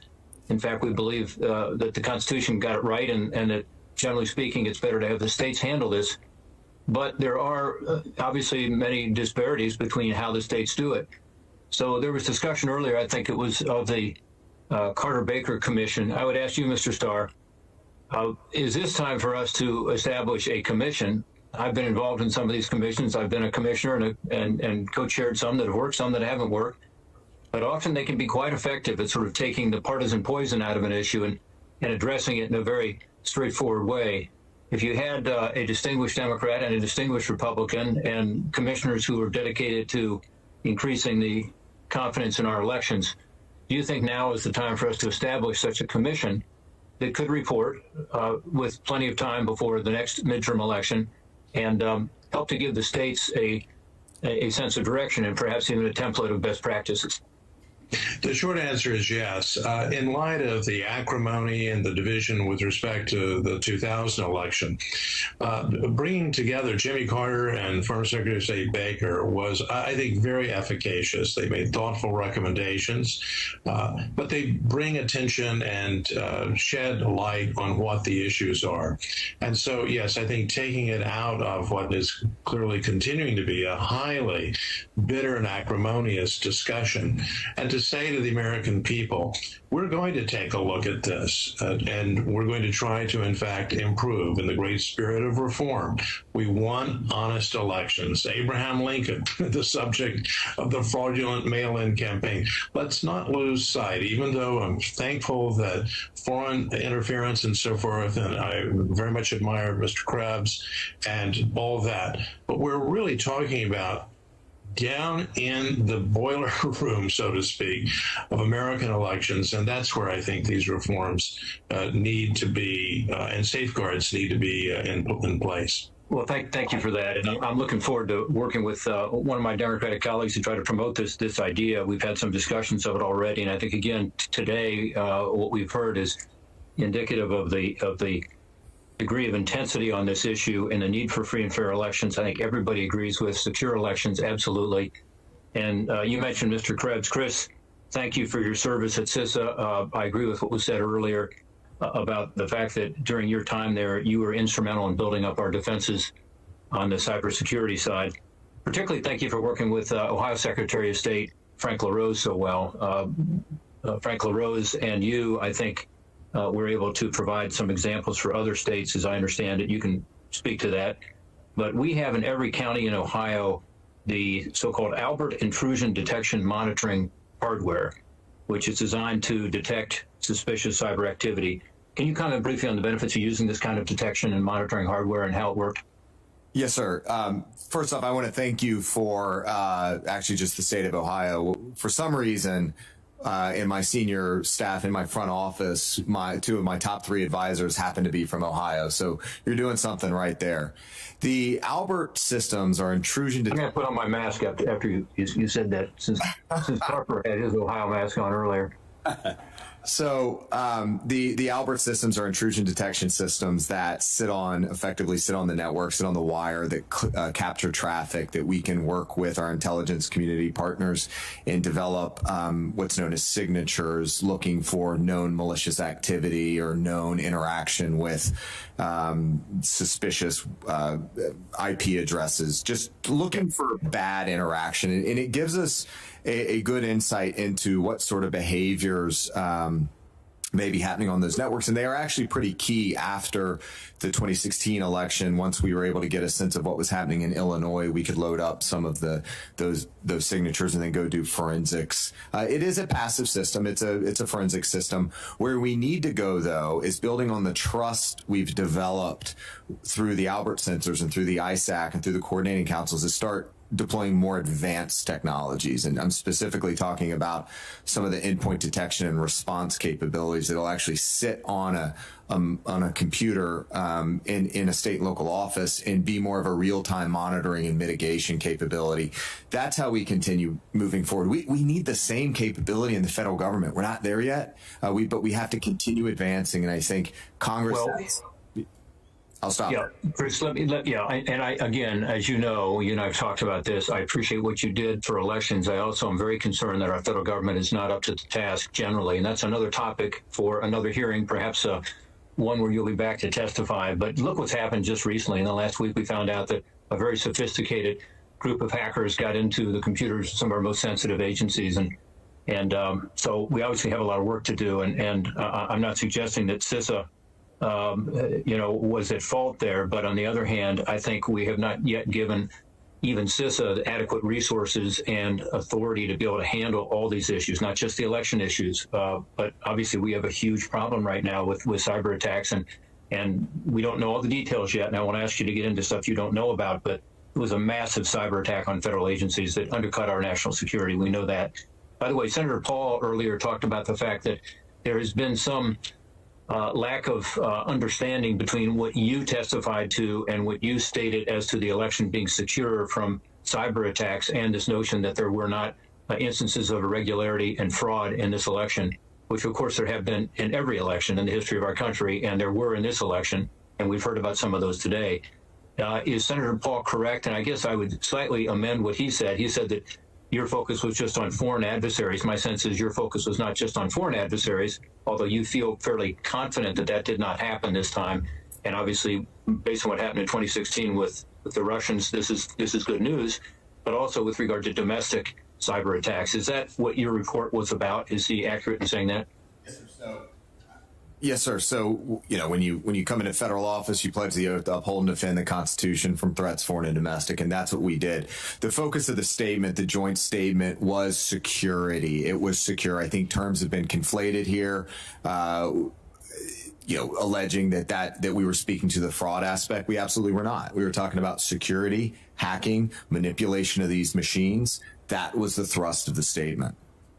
Yeah, I think that's very important to point out, and I think a number of people were confused about that, including perhaps some folks in the administration. Post-election, there's been a lot of talk about signature matching, and I'll end with this, Mr. Chairman. I know we're getting over time here, but in Ohio, what we do is, and we've been doing this for 15 years quite successfully, we send out an application for an absentee ballot. It's then a no-fault absentee. That's how I vote. But you have to send in an application with including a signature. Those signatures are checked. Then the signature on the actual ballot, once you receive the ballot, you send that in. You have another signature, that's checked. And then, of course, the two are compared. They also, in Ohio, have access to other signatures if there is some confusion as to whether it might be the right person or not. Could you, Mr. Krebs, or others, perhaps comment on that system? Is that a good way to ensure that you have the protection that we all want to have, that the person who requested the ballot is an eligible voter, and that the return ballot was completed by that same person? Not an expert on the system. Seems reasonable to me. Anybody else want to comment on that? Sir, this is State Representative Frank Ryan. I would tell you that is a good system, and that would alleviate a significant number of the concerns that I had in the election. And based upon some of the comments that were made by many of the senators and the testifiers, I would indicate that we saw a major problem with the dot-com bubble in 2001, which led to the Sarbanes-Oxley bill, much of which is the basis of my testimony today. And in 2008 and 2009, we had the crisis that happened in the banking industry with the no documentation loans. We saw how that worked out and led to the Dodd-Frank bill. I would hope that would happen in 2000 elections and in the Abraham Lincoln election, in this most recent one in 2016 and 2020, there would be similar legislation that could help us restore the confidence that people have that there's some degree of uniform perspective about the requirements that each of the states needs to be able to comply with. What Ohio is doing would have alleviated a major amount of the concerns I had when we had a Supreme Court that decided to legislate from the bench. And Mr. Chairman, if I may say just a word, and that is, I think what Senator Portman, you have identified is a best practice. And it certainly qualifies as one of the things that perhaps a commission, if one is founded, can say, we have canvassed the entire 50 states, and here are the best practices. The recommendations could be based on experience as opposed to simply theoretical constructs. Let's just see what has worked in the various states with reputations for honesty and integrity. Yeah, that would be the objective. Thank you, Mr. Starr, and thank you, Mr. Chairman, for your indulgence. Thank you very much, Senator Portman. Now, on behalf of the chairman, I'm going to recognize myself. So thanks to the witnesses for being here. I just want to say how important it is that we're having today's hearing. Let me just give you an example why. Yesterday, I'm from the state of Missouri. Yesterday, I was talking with some of the constituents back at home, group of about 30 people. Every single one of them told me that they felt they had been disenfranchised, that their votes didn't matter, that the election had been rigged. These are normal, reasonable people. These are not crazy people. These are reasonable people, and who, by the way, have been involved in politics. They've won, they've lost. They've seen it all. These are normal folks living normal lives who firmly believe that they have been disenfranchised, and to listen to the mainstream press and quite a few voices in this building tell them after 4 years of nonstop Russia hoax, it was a hoax. It was based on, the whole Russia nonsense was based on, we now know, lies from a Russian spy. The Steele dossier was based on a Russian spy. After 4 years of that, being told that the last election was fake and that Donald Trump wasn't really elected and that Russia intervened, after 4 years of that, now these same people are told, you just sit down and shut up. If you have any concerns about election integrity, you're a nutcase. You should shut up. Well, I tell you what, 74 million Americans are not going to shut up, and telling them that their views don't matter and that their concerns don't matter and they should just be quiet is not a recipe for success in this country. It's not a recipe for the unity that I hear now the other side is suddenly so interested in after years of trying to delegitimize President Donald Trump. So suffice it to say, I'm not too keen on lectures about how Missourians and others who voted for President Trump and now have some concerns about fraud, about integrity, about compliance with the law should just be quiet, and that they are somehow not patriotic if they raise these questions. I mean, it's absolutely unbelievable. Let me talk about the First Amendment. Judge Starr, I want to begin with you because I know that you have spent much of your life as a litigator defending the First Amendment. Have you ever seen anything like we saw in the closing days of the election when you had the biggest corporations in the history of this country, the most powerful corporations in the world, Facebook, Twitter, working with the Democrat campaign to suppress legitimate reporting on Hunter Biden, who we now know is under federal investigation for criminal wire fraud, tax evasion, other things? Have you ever seen anything in your career like that, Judge Starr, where we have these giant corporate conglomerates censoring and suppressing news directly bearing on an election weeks beforehand and doing it apparently in conjunction with one of the major political parties? Have you ever seen anything like that? No, I think we live in a new age, and we need to go back to great lessons from constitutional law, as you well know, Senator Hawley, and Justice William Brennan, an icon of the Warren Court, saying that our democracy is based upon robust and uninhibited debate. And Justice Oliver Wendell Holmes saying, let's test things in the marketplace of ideas. You can't test ideas and theories unless you allow the marketplace of information communication to flourish. Well said. I agree with that 100%. And, you know, it's an extraordinary thing not to be able to get. I've had Jack Dorsey, Mark Zuckerberg under oath. We've asked them, did you coordinate with the Democrat campaign? How was it that within minutes of this story breaking, that both of those major corporate giants decided that they would suppress this story? And exactly what the Biden campaign wanted them to do. They won't answer questions. I've asked the FEC to determine whether or not this was an illegal campaign contribution on the part of these corporate entities. And I just can't fathom why anybody who cares about free speech in this country would be fine with these mega corporations controlling what people can and cannot say and trying to intervene in a presidential election. Let me ask you, Judge Starr, about something else. Let's talk a little bit about mail-in balloting. In your written testimony, you discussed the findings of the Carter-Baker Commission. You've mentioned that again here today. That commission commented on the use of mail-in ballots after the 2000 election. Can you tell us a little bit about that commission's finding on mail-in ballots, as you recall it, and talk about some of the warnings that commission put into place? Yes, the commission was referring to absentee ballots, but of course, in light of what has happened in this presidential election, we're now talking about the unprecedented use of mail-in ballots. And their concern and their warning of former President Carter and Secretary of State Baker is that this is a mechanism or a platform for fraud and abuse. Be careful about it. Have safeguards in place. And I think that's at the bottom what some of these concerns are. How did dead people vote, accepting that allegation from Nevada? It is because of inadequate safeguards. The dead person didn't walk into the into the voting booth and vote. Someone voted for him or her. We have to have those safeguards in place, and that's what the commission was saying and issuing that fervent warning that it may get worse in a deeply divided country. In 26 states, as I understand it, when it comes to mail-in voting, Judge, 26 states now in this country allow third-party ballot harvesting of mail-in votes. That's where you can pay a third party to go distribute the ballots. And you can't do this in my home state of Missouri because we have control similar to those in Ohio that Senator Portman was talking about. But in other states, 26 states, you can pay a third party to go distribute the ballots. You can pay a third party to pick up the ballots. There's no chain of custody there. There's no verification.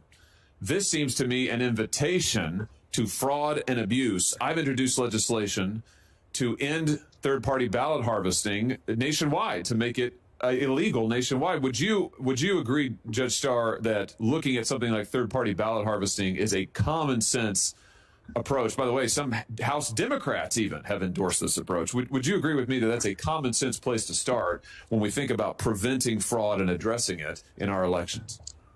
Yes, because the opportunity for fraud and abuse is so rife and omnipresent with that kind of, if I may now call it that, worst practice.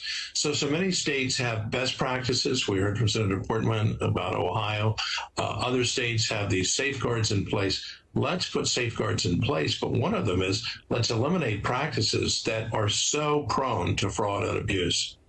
And I think that's just the very beginning of what we should do. We should also make sure that poll watchers from both parties can be present at all times, that there are eyes on ballots, cameras on ballots at all times, that there's signature verification requirements that are mandatory, that there's mandatory reporting requirements about where we are in the count, where the states are, so the states can't go dark for days at a time. All of this stuff ought to be common sense. There is no reason we should just shrug our shoulders and say, well, fraud happens all the time. No big deal. It is a big deal. It's a very big deal. And for millions and millions of Americans in this election, it's a very, very big deal indeed. Thank you, Mr. Chairman.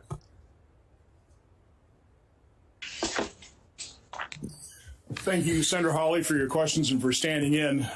Based on one question and the answer from Judge Starr, I just want to read from my opening statement from last hearing. In his reflections on progress, peaceful coexistence, and intellectual freedom, Russian dissident Andrei D. Sakharov wrote, quote, "The second basic thesis is that intellectual freedom is essential to human society. Freedom to obtain and distribute information, freedom for open-minded and unfearing debate, and freedom from pressure by officialdom and prejudices. Such a trinity of freedom of thought is the only guarantee against an infection of people by mass myths, which, in the hands of treacherous hypocrites and demagogues, can be transformed into bloody dictatorship. Freedom of thought is the only guarantee of the feasibility of a scientific, democratic approach to politics, economics, and culture." I like to think of this hearing as a demonstration of that freedom to obtain and distribute information to the public. There's nothing dangerous about that. It is essential to our freedom. It's essential to our country, to our democratic republic, and is essential if we're going to restore confidence in this election system we have. We have to do this. We can't ignore the problem. The first step in solving any problem is admitting you have one and then dealing with it honestly, gathering the information. This hearing, as all my hearings have been a problem-solving process, first gathering the information. That's what we're trying to do here today. Senator Sinema. Thank you so much, Mr. Chairman. The 2020 Arizona election was a successful election, not for any one party or individual, but for our democracy, and as a demonstration of the will of Arizona voters. A record 80% of registered voters participated. Arizonans are independent. They vote for state and federal representatives they trust to be honest, who they believe will fight for and uphold Arizona values.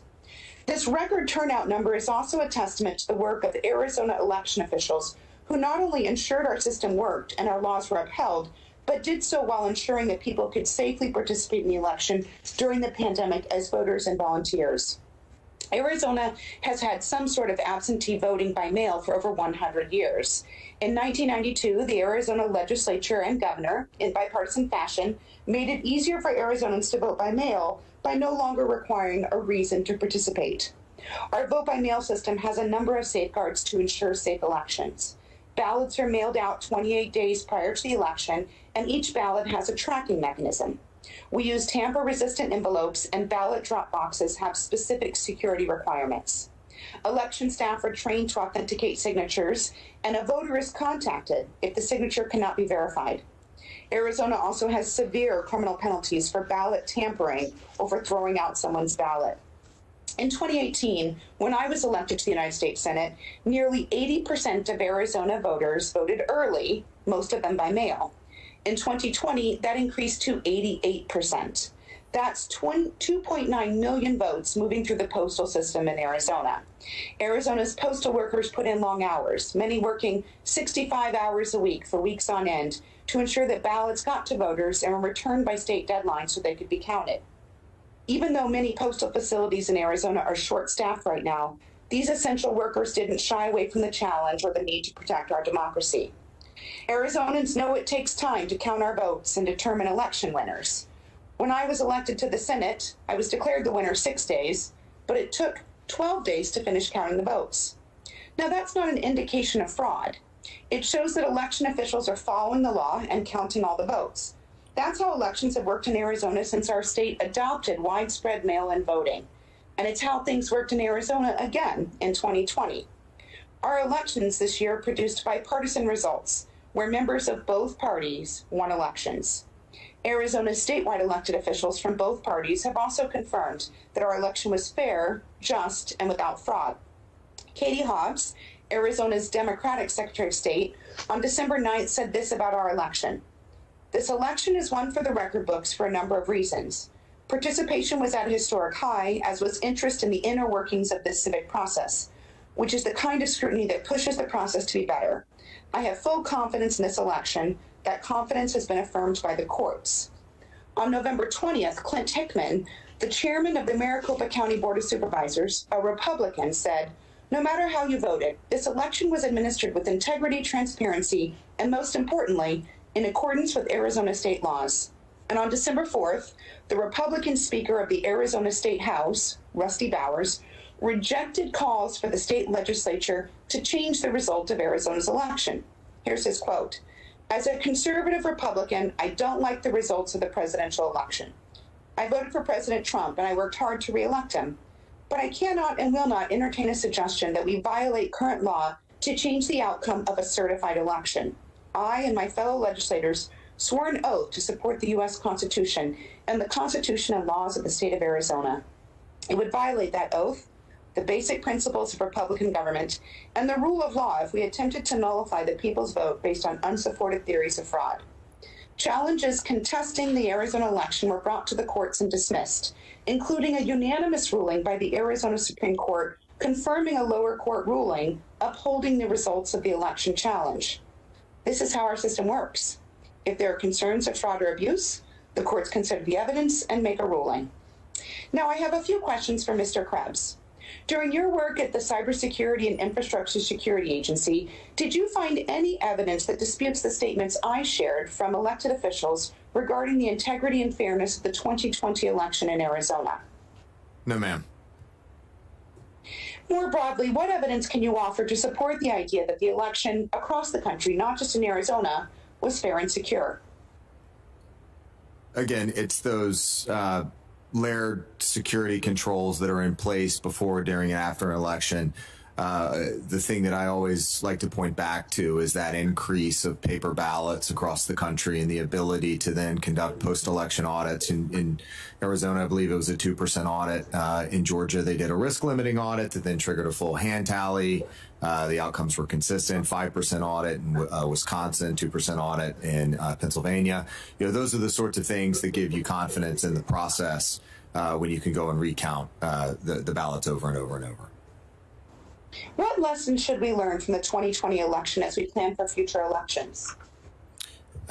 We need to invest in democracy. First and foremost, we need to fully eradicate those machines that don't have paper ballots, so those direct recording electronic machines. There's only one state that's statewide, and that's Louisiana, but they are throughout Texas, Indiana, Tennessee, and a couple other states, including New Jersey. We need to get those out of the system, so Congress needs to fully invest in a risk-based approach to eradicate those. We need to also continue investing in post-election audit capabilities for the state. That takes a little bit more time.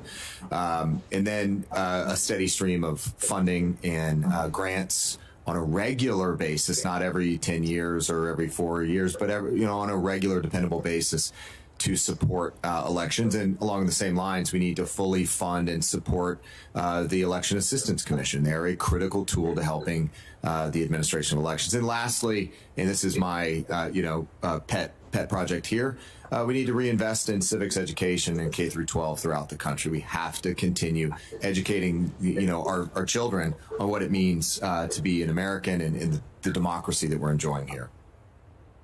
Thank you. And my last question. Early in this election cycle, CISA and the FBI highlighted the potential threat that foreign elements could pose to the U.S. election system through disinformation campaigns. Looking back, did the U.S. do enough to prepare for this threat from both foreign and domestic actors? Ma'am, we had the distinct advantage this time around of having about 3.5 to 4 years to prepare for this election. And that's in comparison to the prior administration. They only had about 4 months. We had 4 years. I know my team, we took every moment of the day to think through any number of scenarios. I've talked about it often that I was paranoid, that we were looking for every angle that we possibly could. And I think that ultimately benefited us from a preparation perspective when it came around, and that we had a full range of scenarios we'd work through that would improve security at the state level. But ultimately, it came down to those perception hacks. It came down to disinformation. And I think rumor control was an incredibly valuable tool that we need to think about from a government-wide perspective, how rumor control, I've said rumor control as a service. How can we use rumor control to help ensure counter disinformation on the vaccine for COVID as it rolls out? Those are the sorts of things we need to be thinking about. Thank you. Mr. Chairman, I overextended my time. I yield back and thank you for your indulgence. Well, thank you, Senator Sinema, for participating. I do want to just warn Mr. Palmer and Mr. Ryan, first of all, apologize for not having maybe any questions directed your way. I will, at the tail end of this, we have another quick round of questions here. Senator Peters has some.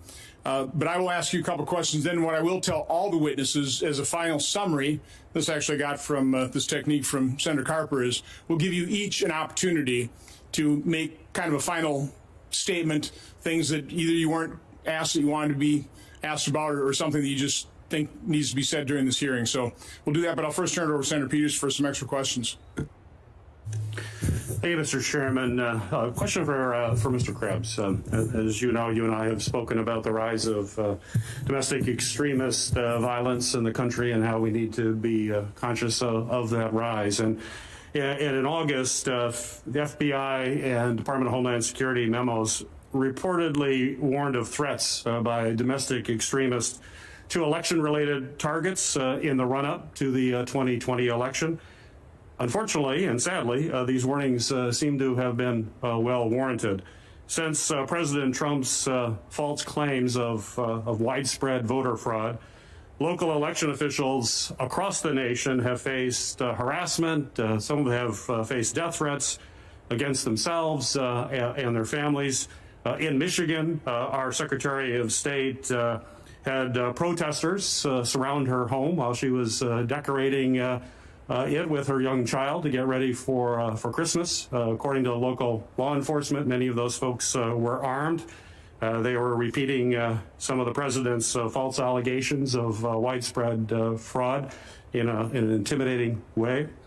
And after speaking out defending the integrity of the 2020 election, it's my understanding that you and your family also faced threats. In fact, it required us to take some and make some arrangements for your security to be here today to testify in person.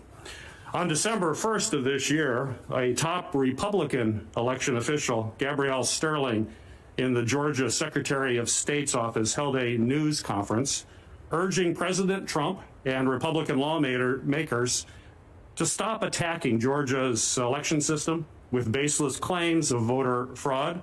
And in that news conference, Mr. Sterling said President Trump was, and I'm quoting Mr. Sterling here, quote, inspiring people to commit potential acts of violence, end of quote, and that, new quote, someone's going to get hurt, someone's going to get shot, someone's going to get killed, end of quote. Now, we saw a similar dangerous trend earlier this year when election officials questioned COVID public health safety protocols and also fueled extremists, including in my home state, extremists that targeted the governor of the state of Michigan. So my question for you, Mr. Krebs, particularly given the fact that you've faced some of this, do you believe Mr. Sterling's statements are overstated, or that unfortunately that real world violence stemming from dangerous claims can indeed be a realistic concern that we should be conscious of? Absolutely. He himself received a number of threats, and he has continued to receive threats, as I understand it. Secretary Raffensperger down there has. I've continued to receive threats. You know, and I think, and it's not just the heads of, you know, the principal level people, the directors of the offices. He was having IT contractors that were receiving death threats.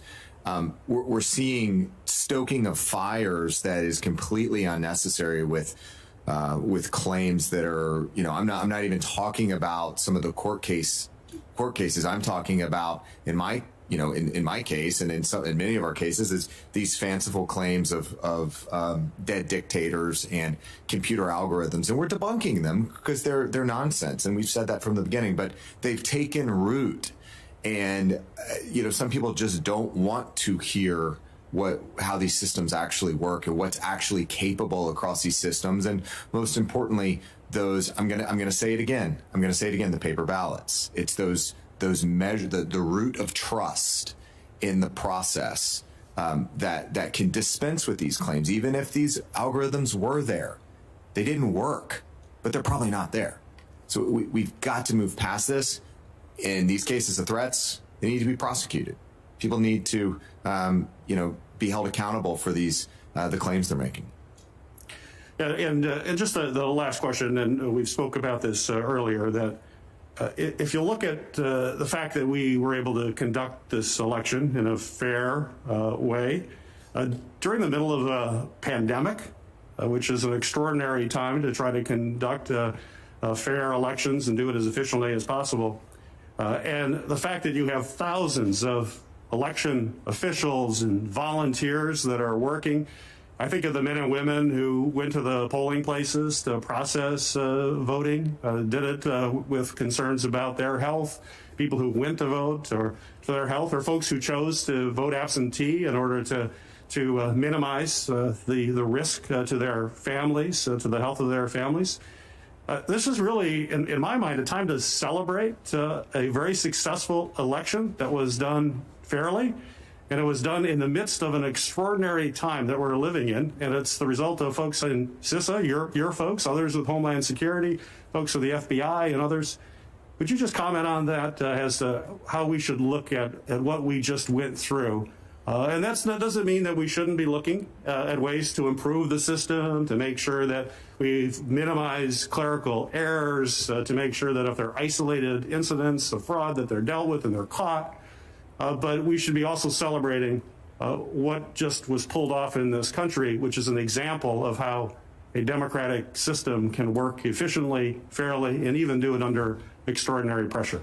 I absolutely agree with the earlier conversation about the need for a national conversation about how to improve trust in the elections. I think, you know, things I've even recommended about eliminating the DREs and having more audits available after the election. And that's going to require, again, that policy conversation. It's going to require investing in democracy. But we do need to recognize the fact that this was a historic election. We had 100 million voters by November 3rd. That shows that people wanted to get out there and vote. They wanted to participate in this process. And all along, we have hundreds of thousands of election workers out there that, as you pointed out, as I said in my opening statement, that risk their lives in a global pandemic to make sure that we could all get out there and vote. So we need to support them.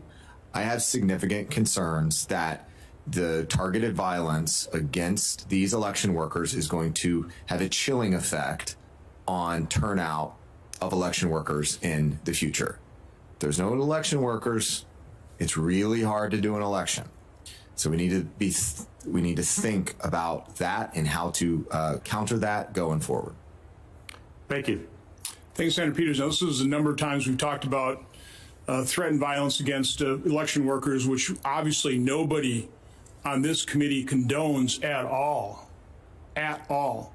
I certainly hope there's not an inference in all this discussion that this hearing is going to spawn some of that. Anybody listening to this hearing, do not engage in that. Okay, I wish Senator Paul were actually here to talk about his scrape with threats and violence in the political realm. They're in a terrible position in this country where you have this level of threat across the political spectrum. Nobody should condone it. Certainly not this committee, certainly not this chairman. But that's what I think this hearing is about, is to provide the information, talk honestly about it. Take a look at allegations. If they can be explained, take them off the table. There's plenty that as we were doing our preparation for this hearing, we were able to take off the table. But that's what this is about. This is about information, obtaining it, the freedom to obtain it and disseminate it. Information. With that, I'll turn it over to Senator Carper. Thanks, Mr. Chairman. And again, our thanks to our witnesses. You've been patient, been here for a long time. Those of you that are here personally and those that are connected from afar. I mentioned earlier I'd gone to Ohio State. Fortunately, nobody in my family ever graduated from college. I won this Navy ROTC scholarship. I got to go to college, and first in my family, I think, to graduate from college. And when I got to Ohio State, I found out there was a little town just north of Columbus called Delaware. And so my 4 years at Ohio State, I'm thinking of Delaware. I'm thinking, it's a little town just north of Columbus. And then I found out later on it's a state. And when I finished out my active duty at the end of the Vietnam War and moved from California to Delaware to get an MBA, I learned it on December 7th, 1787. December 7th, 1787, Delaware became the first colony to ratify the Constitution. And then 12 others followed suit, and we ended up with a country that prevails to this day.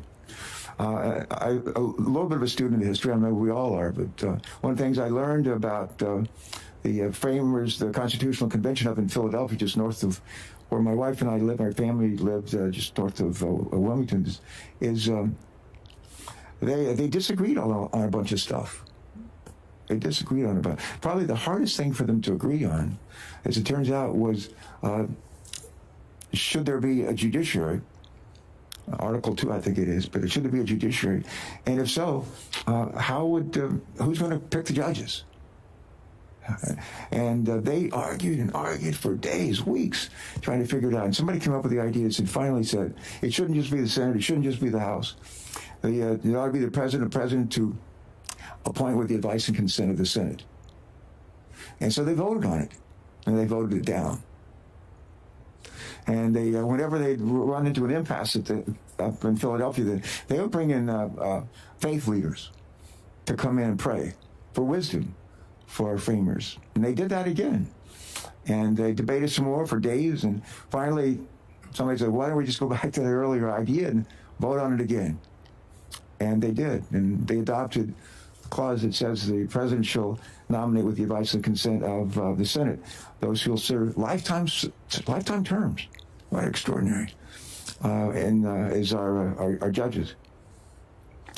Is it a perfect solution? No. We've been wrestling for 200 some years, figuring out what is the advice and consent of the Senate. What's that really mean? And we just in recent months, we've been wrestling again with that.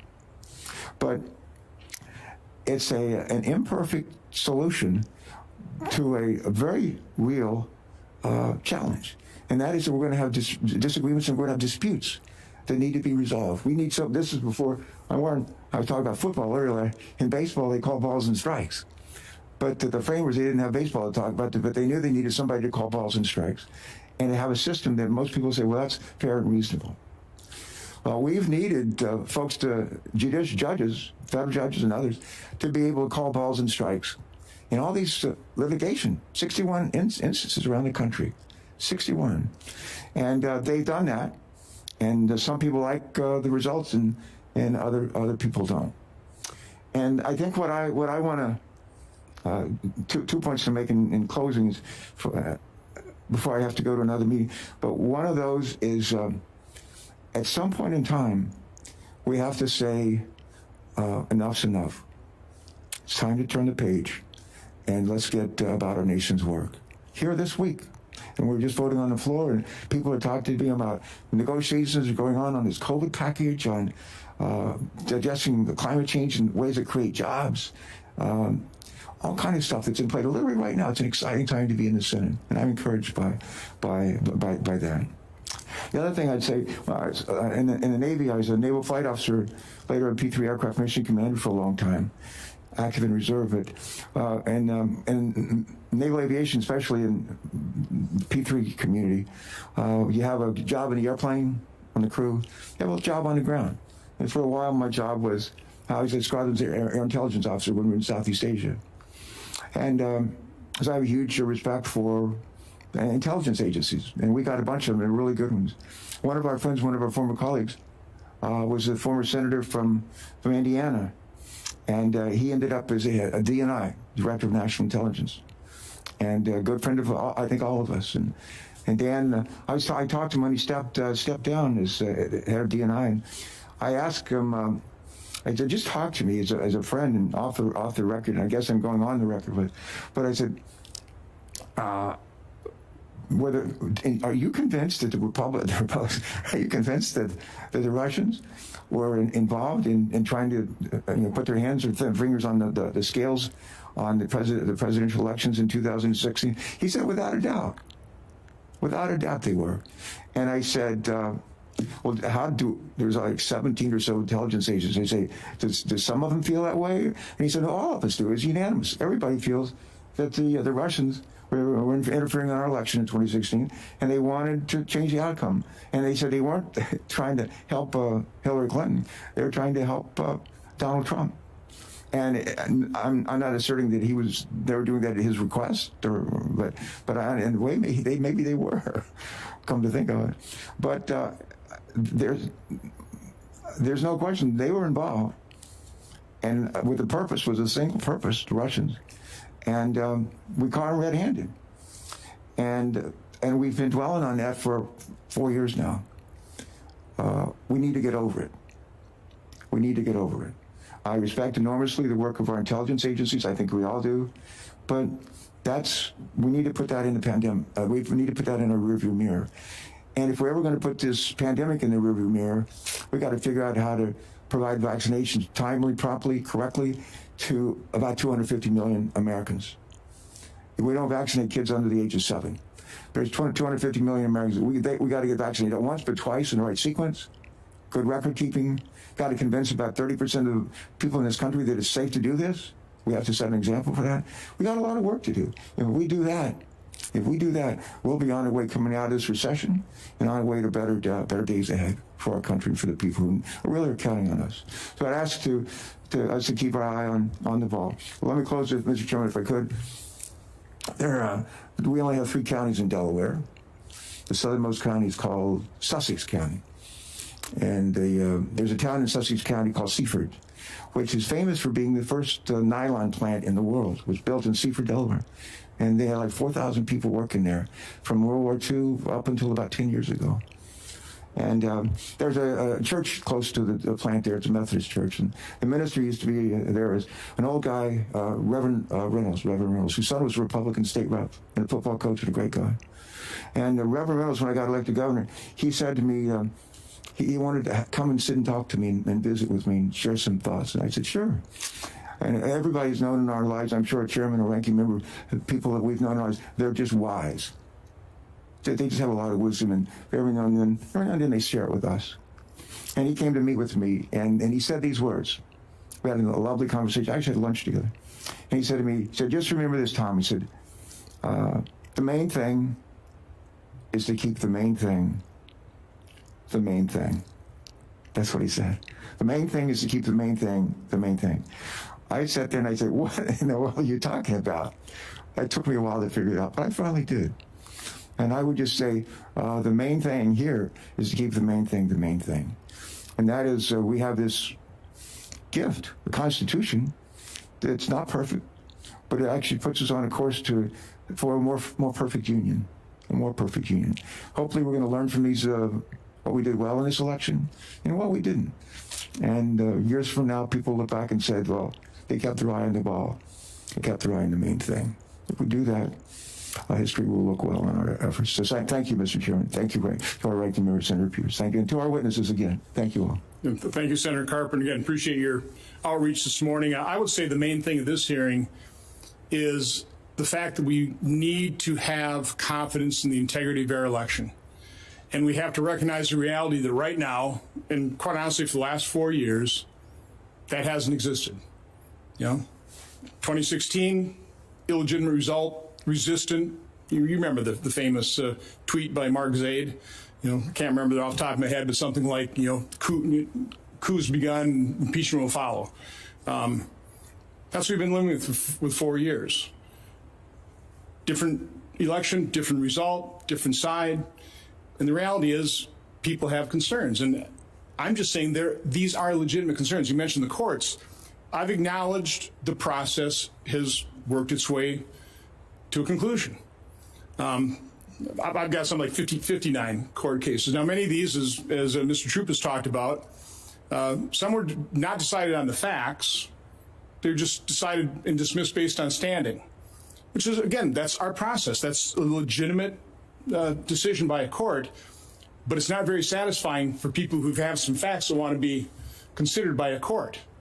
Or Mr. Binnall, the same thing in Nevada. So to deny the reality that we have a problem, a very serious problem, that's not the main. The main thing is we have to acknowledge that problem and we have to work together to fix it, to restore the confidence. So let me just see if I can wake up Mr. Ryan and Mr. Parler, make sure they're there.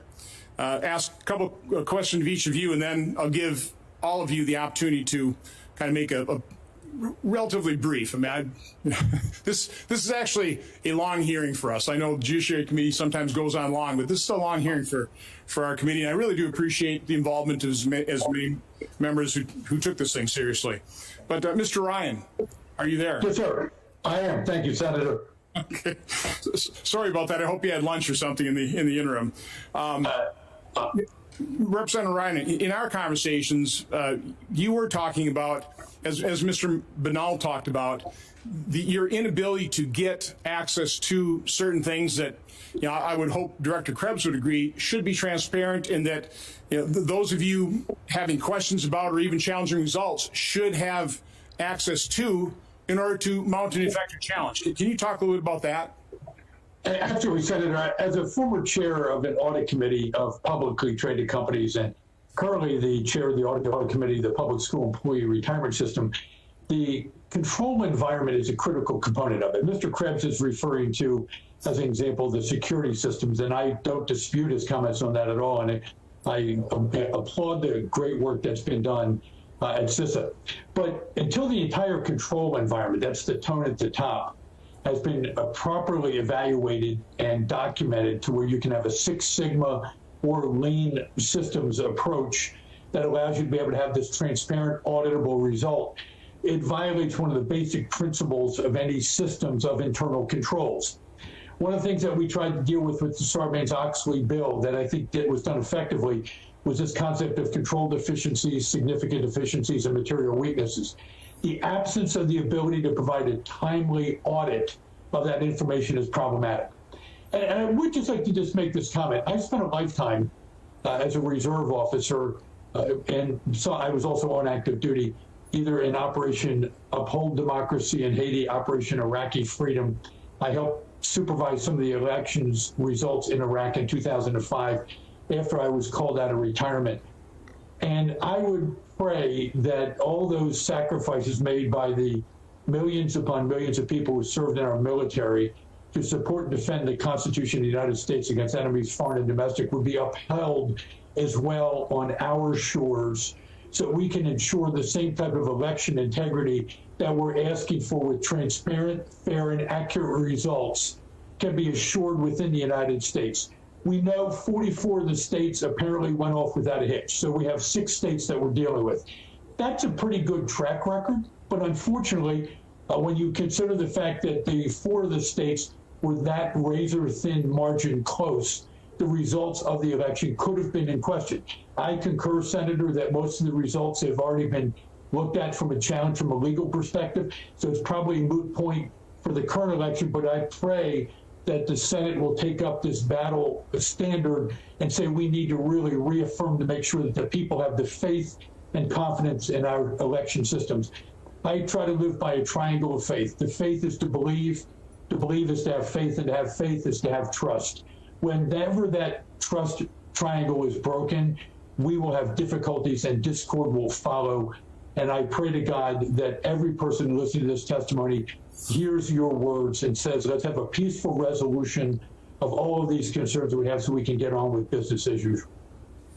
Well, thank you, Representative Ryan, and thank you for your service. And we will come back to you for your closing comment. Mr. Palmer, in our discussion prior to this hearing, and again, I appreciate your service and in your membership of the commission, you talked about some things that troubled you with this election. Can you just kind of review those with the committee?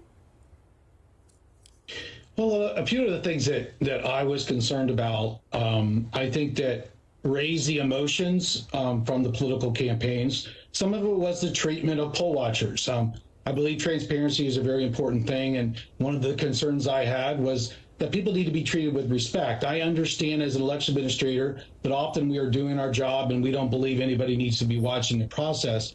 But some of the reports, it gets back to sort of the way we treat each other in this country. You know, and if a poll watcher is observing the process, they have a right to be there. They observe the process. They need to be respectful of the election official. There were some significant reports that process was, interfered with, and people were treated very poorly. And it's not the first time. I worked at the Department of Justice in the Civil Rights Division, and one of the things that I saw often was based on party or race. You know, citizens treat each other poorly, and even in the context of elections. And so I think that we need to make a commitment of respect toward each other and to each political campaign. I think that was the major issue. I think that hearing a lot of the reports about the inaccuracy of the voter rolls, I've been talking about this for a long time. It's because there's just not the focus or the resources provided at the state or local level, in my opinion, to maintain the accuracy of the voter rolls. I think that a lot can be done in a nonpartisan way, in a very smart way with technology. Election officials don't often have the latest technology, and so upgrades to voter registration systems and to resources of data can help them clean and make sure their rolls are as accurate as can be. And frankly, I just think that this has become somewhat of a partisan issue, and therefore any attempt to maintain the accuracy of the rolls can be seen as a negative. This is what happens, is that if you have highly inaccurate rolls, then there's perception of fraud. Sometimes there's actual fraud. We actually see that. And it may not change an election except in a close race, but our job as administrators to make sure that there is no fraud and mitigate and minimize any irregularities. That's the goal. Only with technology and resources and a commitment to doing it will we see those instances decrease. And that's I believe technology and resources are some bipartisan ways to decrease that, sir. If you could also, because your commission does act to certify some of these voting machines, not all of them, but in some states you do, can you just quickly, and I mean quickly, go through kind of what that certification process is? And I think that was one of the issues you did see, is somebody trying to get back into those machines inside that certification process. Well, we have a certification process for voting systems. One of the vulnerabilities that we have, and I believe CISA would agree, is that the non-voting systems that are tied to the internet, they perform important functions like voter registration, electronic poll books. There is no standards or testing, and what's one of the things that we're trying to do at the EAC with adequate funding we could do, but it's a big gap in our defenses, and it's one that we may not have been burned this time, but it is a vulnerability, and we need to take care of it. Okay, well, thank you. Well, now we'll move to closing statements here, and we'll go in reverse order. So again, former Director Krebs, again, I appreciate your service to the country. I appreciate what you accomplished I mean, as you know, I've acknowledged that repeatedly. I mean, I think the fact that we've gone from 82 to 95% paper backup, that's all great stuff. And I certainly appreciate you coming here and testifying today. So I'll let you, with any closing comments, go ahead. Thank you, Chairman Johnson. I'm going to keep this short because I think this is a historic hearing for me. This may be the longest hearing that I've had in this chamber, so I will try to wrap this one up quickly. First is thank you to you for your ongoing and constant support of CISA. You were key in getting us across the finish line in the Senate and ultimately in November of 2018. So thank you for your leadership there, supporting other key initiatives for the agency, including the administrative subpoena bill. So thank you for that. Just a quick comment to the team at CISA, if they're watching, it was an honor to lead. Thank you for that opportunity to lead you. You've got a great future ahead of you. Keep at it. And then lastly, thank you to the other witnesses for showing up today, and thank you for what they do. But again, thank you to your leadership here, and good luck. Although maybe based on the retention issue, you might encourage them to stay a little bit longer, but I'll do that. Mr. Binnall. Thank you, Mr. Chairman. We cannot ignore voter fraud away. We can't just wish it away. Unfortunately, that's what the media these past weeks has been trying to do. In the most biased reporting I think I've ever seen, where even in headlines, they try to claim that the evidence I've seen with my own eyes is somehow not there. We can't wish it away. It is just simply right now a gaslighting attempt on America. This is real. This happened. We have to address it. We cannot intimidate the problem away. Rightfully, much testimony today has talked about why it's so important that government officials, election officials, not be intimidated. But myself, the lawyers on my team, volunteers, whistleblowers, there is a number of people who have stood up for this fraud that have faced similar death threats, similar intimidation, similar harassment. I don't pay it a lot of attention because no one is ever going to intimidate me away from pursuing the truth, pursuing the law, representing my client. But we need to make sure that other groups that are out there that are encouraging the intimidation of lawyers, even, from threatening to go after their bar cards on one side, going after their clients, or going after their safety or their lives. That cannot stand either. We cannot stonewall it away. I talked briefly about some stonewalling attempts. One other that we ran across in Nevada is that we had Postal Service employees that we knew of that were directly told to deliver ballots to undeliverable addresses. That is what resulted in ballots being littered all across apartment mail rooms and trash cans everywhere. And they were told in many instances to deliver ballots to undeliverable addresses. And the United States Postal Service, they obstructed our ability to get that evidence in our case. We lost one of our 15 depositions because the United States Postal Service actually obstructed that.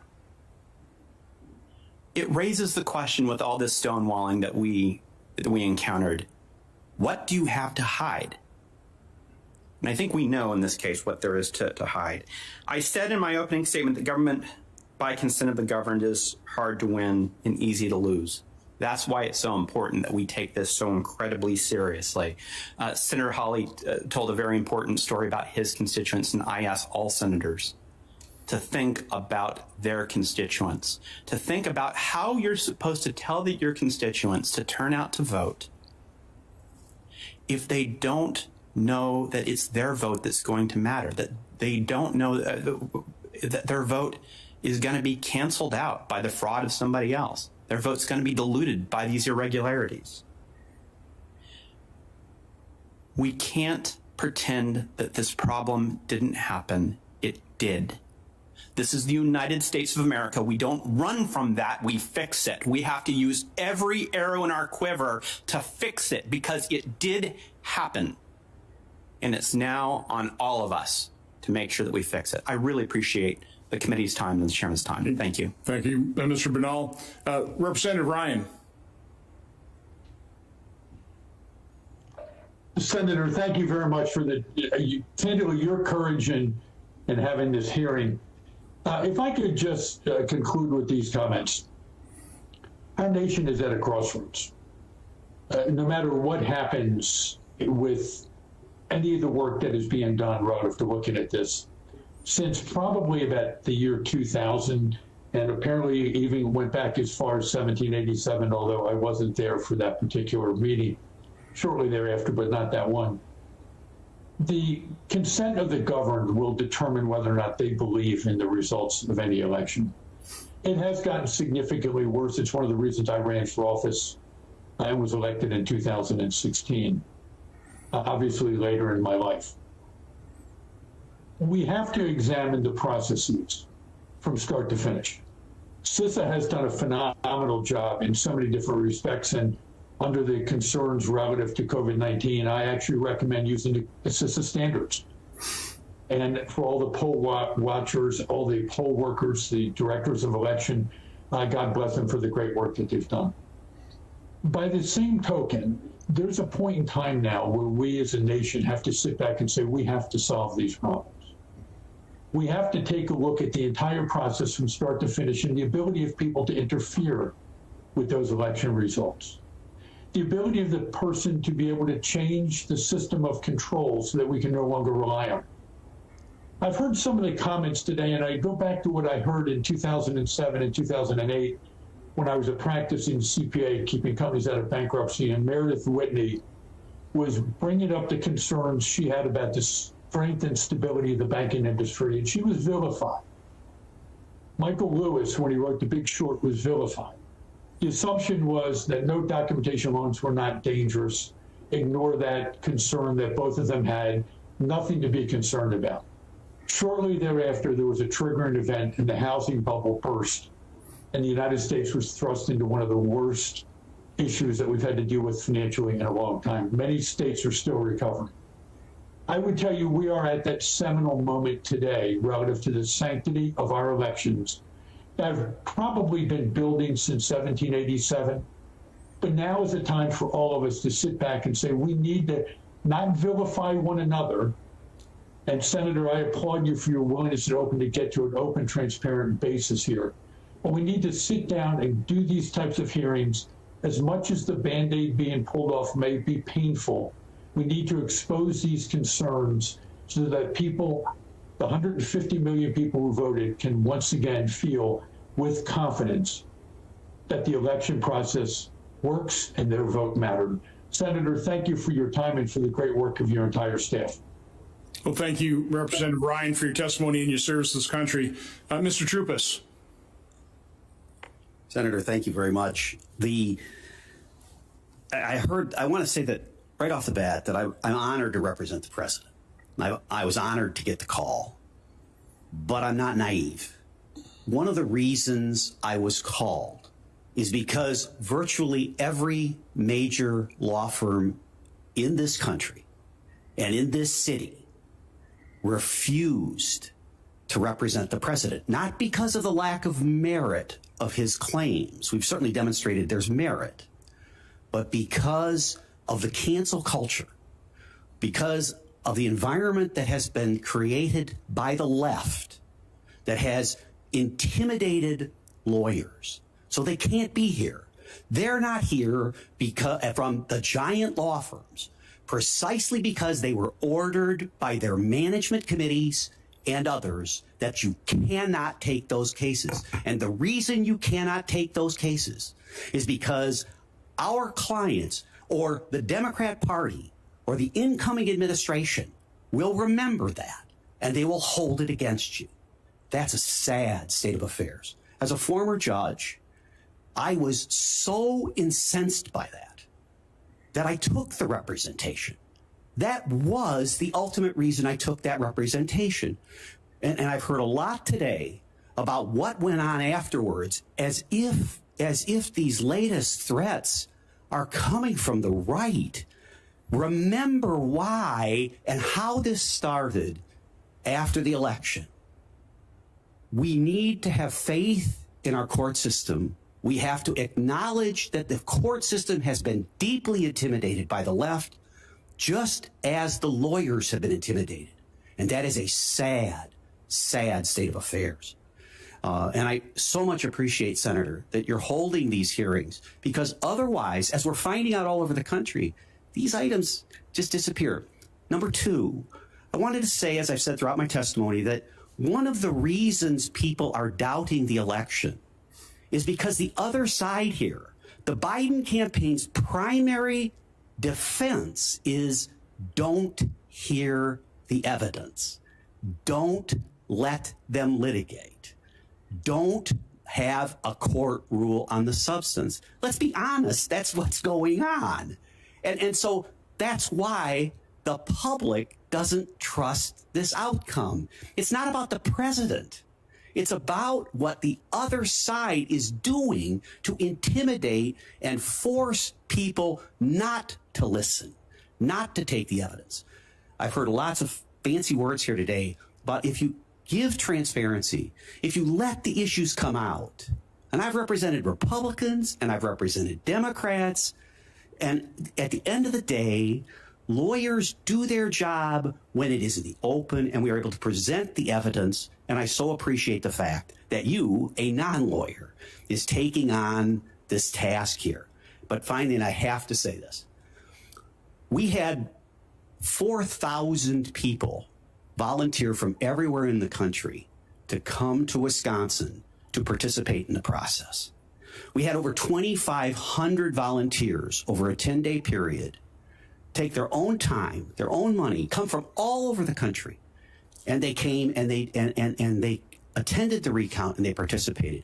And I said to the recount on the floor, the Democrats and the Republicans, I said, if you are losing your faith in the greatness of this republic, look at this recount. Look at the number of people from the Trump campaign and from the Biden campaign that would give of their time and effort to be here, in that case in Madison, Wisconsin. It was humbling, truly humbling for me and everyone on our legal team and everyone who was there. We have a great system and people want to participate. Let's make it transparent. And again, I can't thank those volunteers enough. They're the ones who make this democracy work. Thank you, Mr. Troups. And I noticed Mr. Binnall shaking his head when you were talking about the fact that lawyers from large law firms were more than discouraged. They were actually prevented from representing the president, which is kind of a sad state of affairs. I'll also say, storefronts in big cities didn't board up their windows in anticipation of a Vice President Biden victory.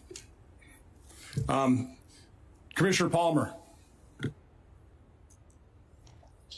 Thank you for the opportunity to testify today. I will make a few comments. The EAC is looking at holding a series of hearings and to issue a report on some nonpartisan recommendations. There's going to be a lot of policy disputes around the country in state legislatures, and that could be debated back and forth about what's the best policies on certain areas. But we as the election administration community want to do better. We understand that oftentimes there are flaws in the way we administer elections. It happens in every election. We could always do better. The way we respond in the election administration community, just like the military, is more education and more training and more resources when available. And that is really the recipe, I believe, moving forward, is if you want to improve the performance of election officials and their election workers within an office and our poll workers, it will take a commitment of time, resources, and training to do so. And the EAC is prepared to do that free to localities if with appropriate funding. I think that is really my solution, thinking back to my military days. Whenever there was an issue, more education and more funding, more training. Thank you, Commissioner Palmer. Thank you, Commissioner Palmer. Judge Starr, you are leadoff hitter. Now you're batting cleanup here. So thank you for hanging in there. You have some closing comments. I think the bottom of the order, Mr. Chairman, but thank you. Thank you for your leadership and a real sense Today's hearing has been a tribute to the Constitution. I love Senator Carper's comments about December 7, 1787, and the idea to form a more perfect union, and this hearing has been in that spirit. I'm also reminded of one of President Lyndon Johnson's favorite quotes from the prophet Isaiah, "Come, let us reason together." And I think this has been a time of reasoning together and listening in the great traditions of the United States Senate. So let me close with words that I heard with my own ears from United States Senator Alan Simpson, now the tender age of 89 in retirement. And when he was addressing in his valedictory at the Kennedy Institute of Politics, which he headed for 2 years, he told the audience, and it was in very hushed tones, because whatever your politics were, Alan Simpson was a great man and recognized to be that. And he closed with these words: in politics, if you don't have integrity, you don't have anything. And what this hearing is trying to do is to how can we, in fact, promote not just confidence in government, but how can we, in fact, promote the integrity and honesty, which is at the bedrock of the kind of government in whom we can trust. So thank you for the honor of appearing before the committee. Well, thank you, Judge Starr, for your participation, for your service to this country. I do want to make a comment. We spoke to, and we were very appreciative of the fact that the Dominion Systems, Edison Research, AP, a number of people we spoke to prior to this hearing. Now, they didn't all participate, but we will leave the record open.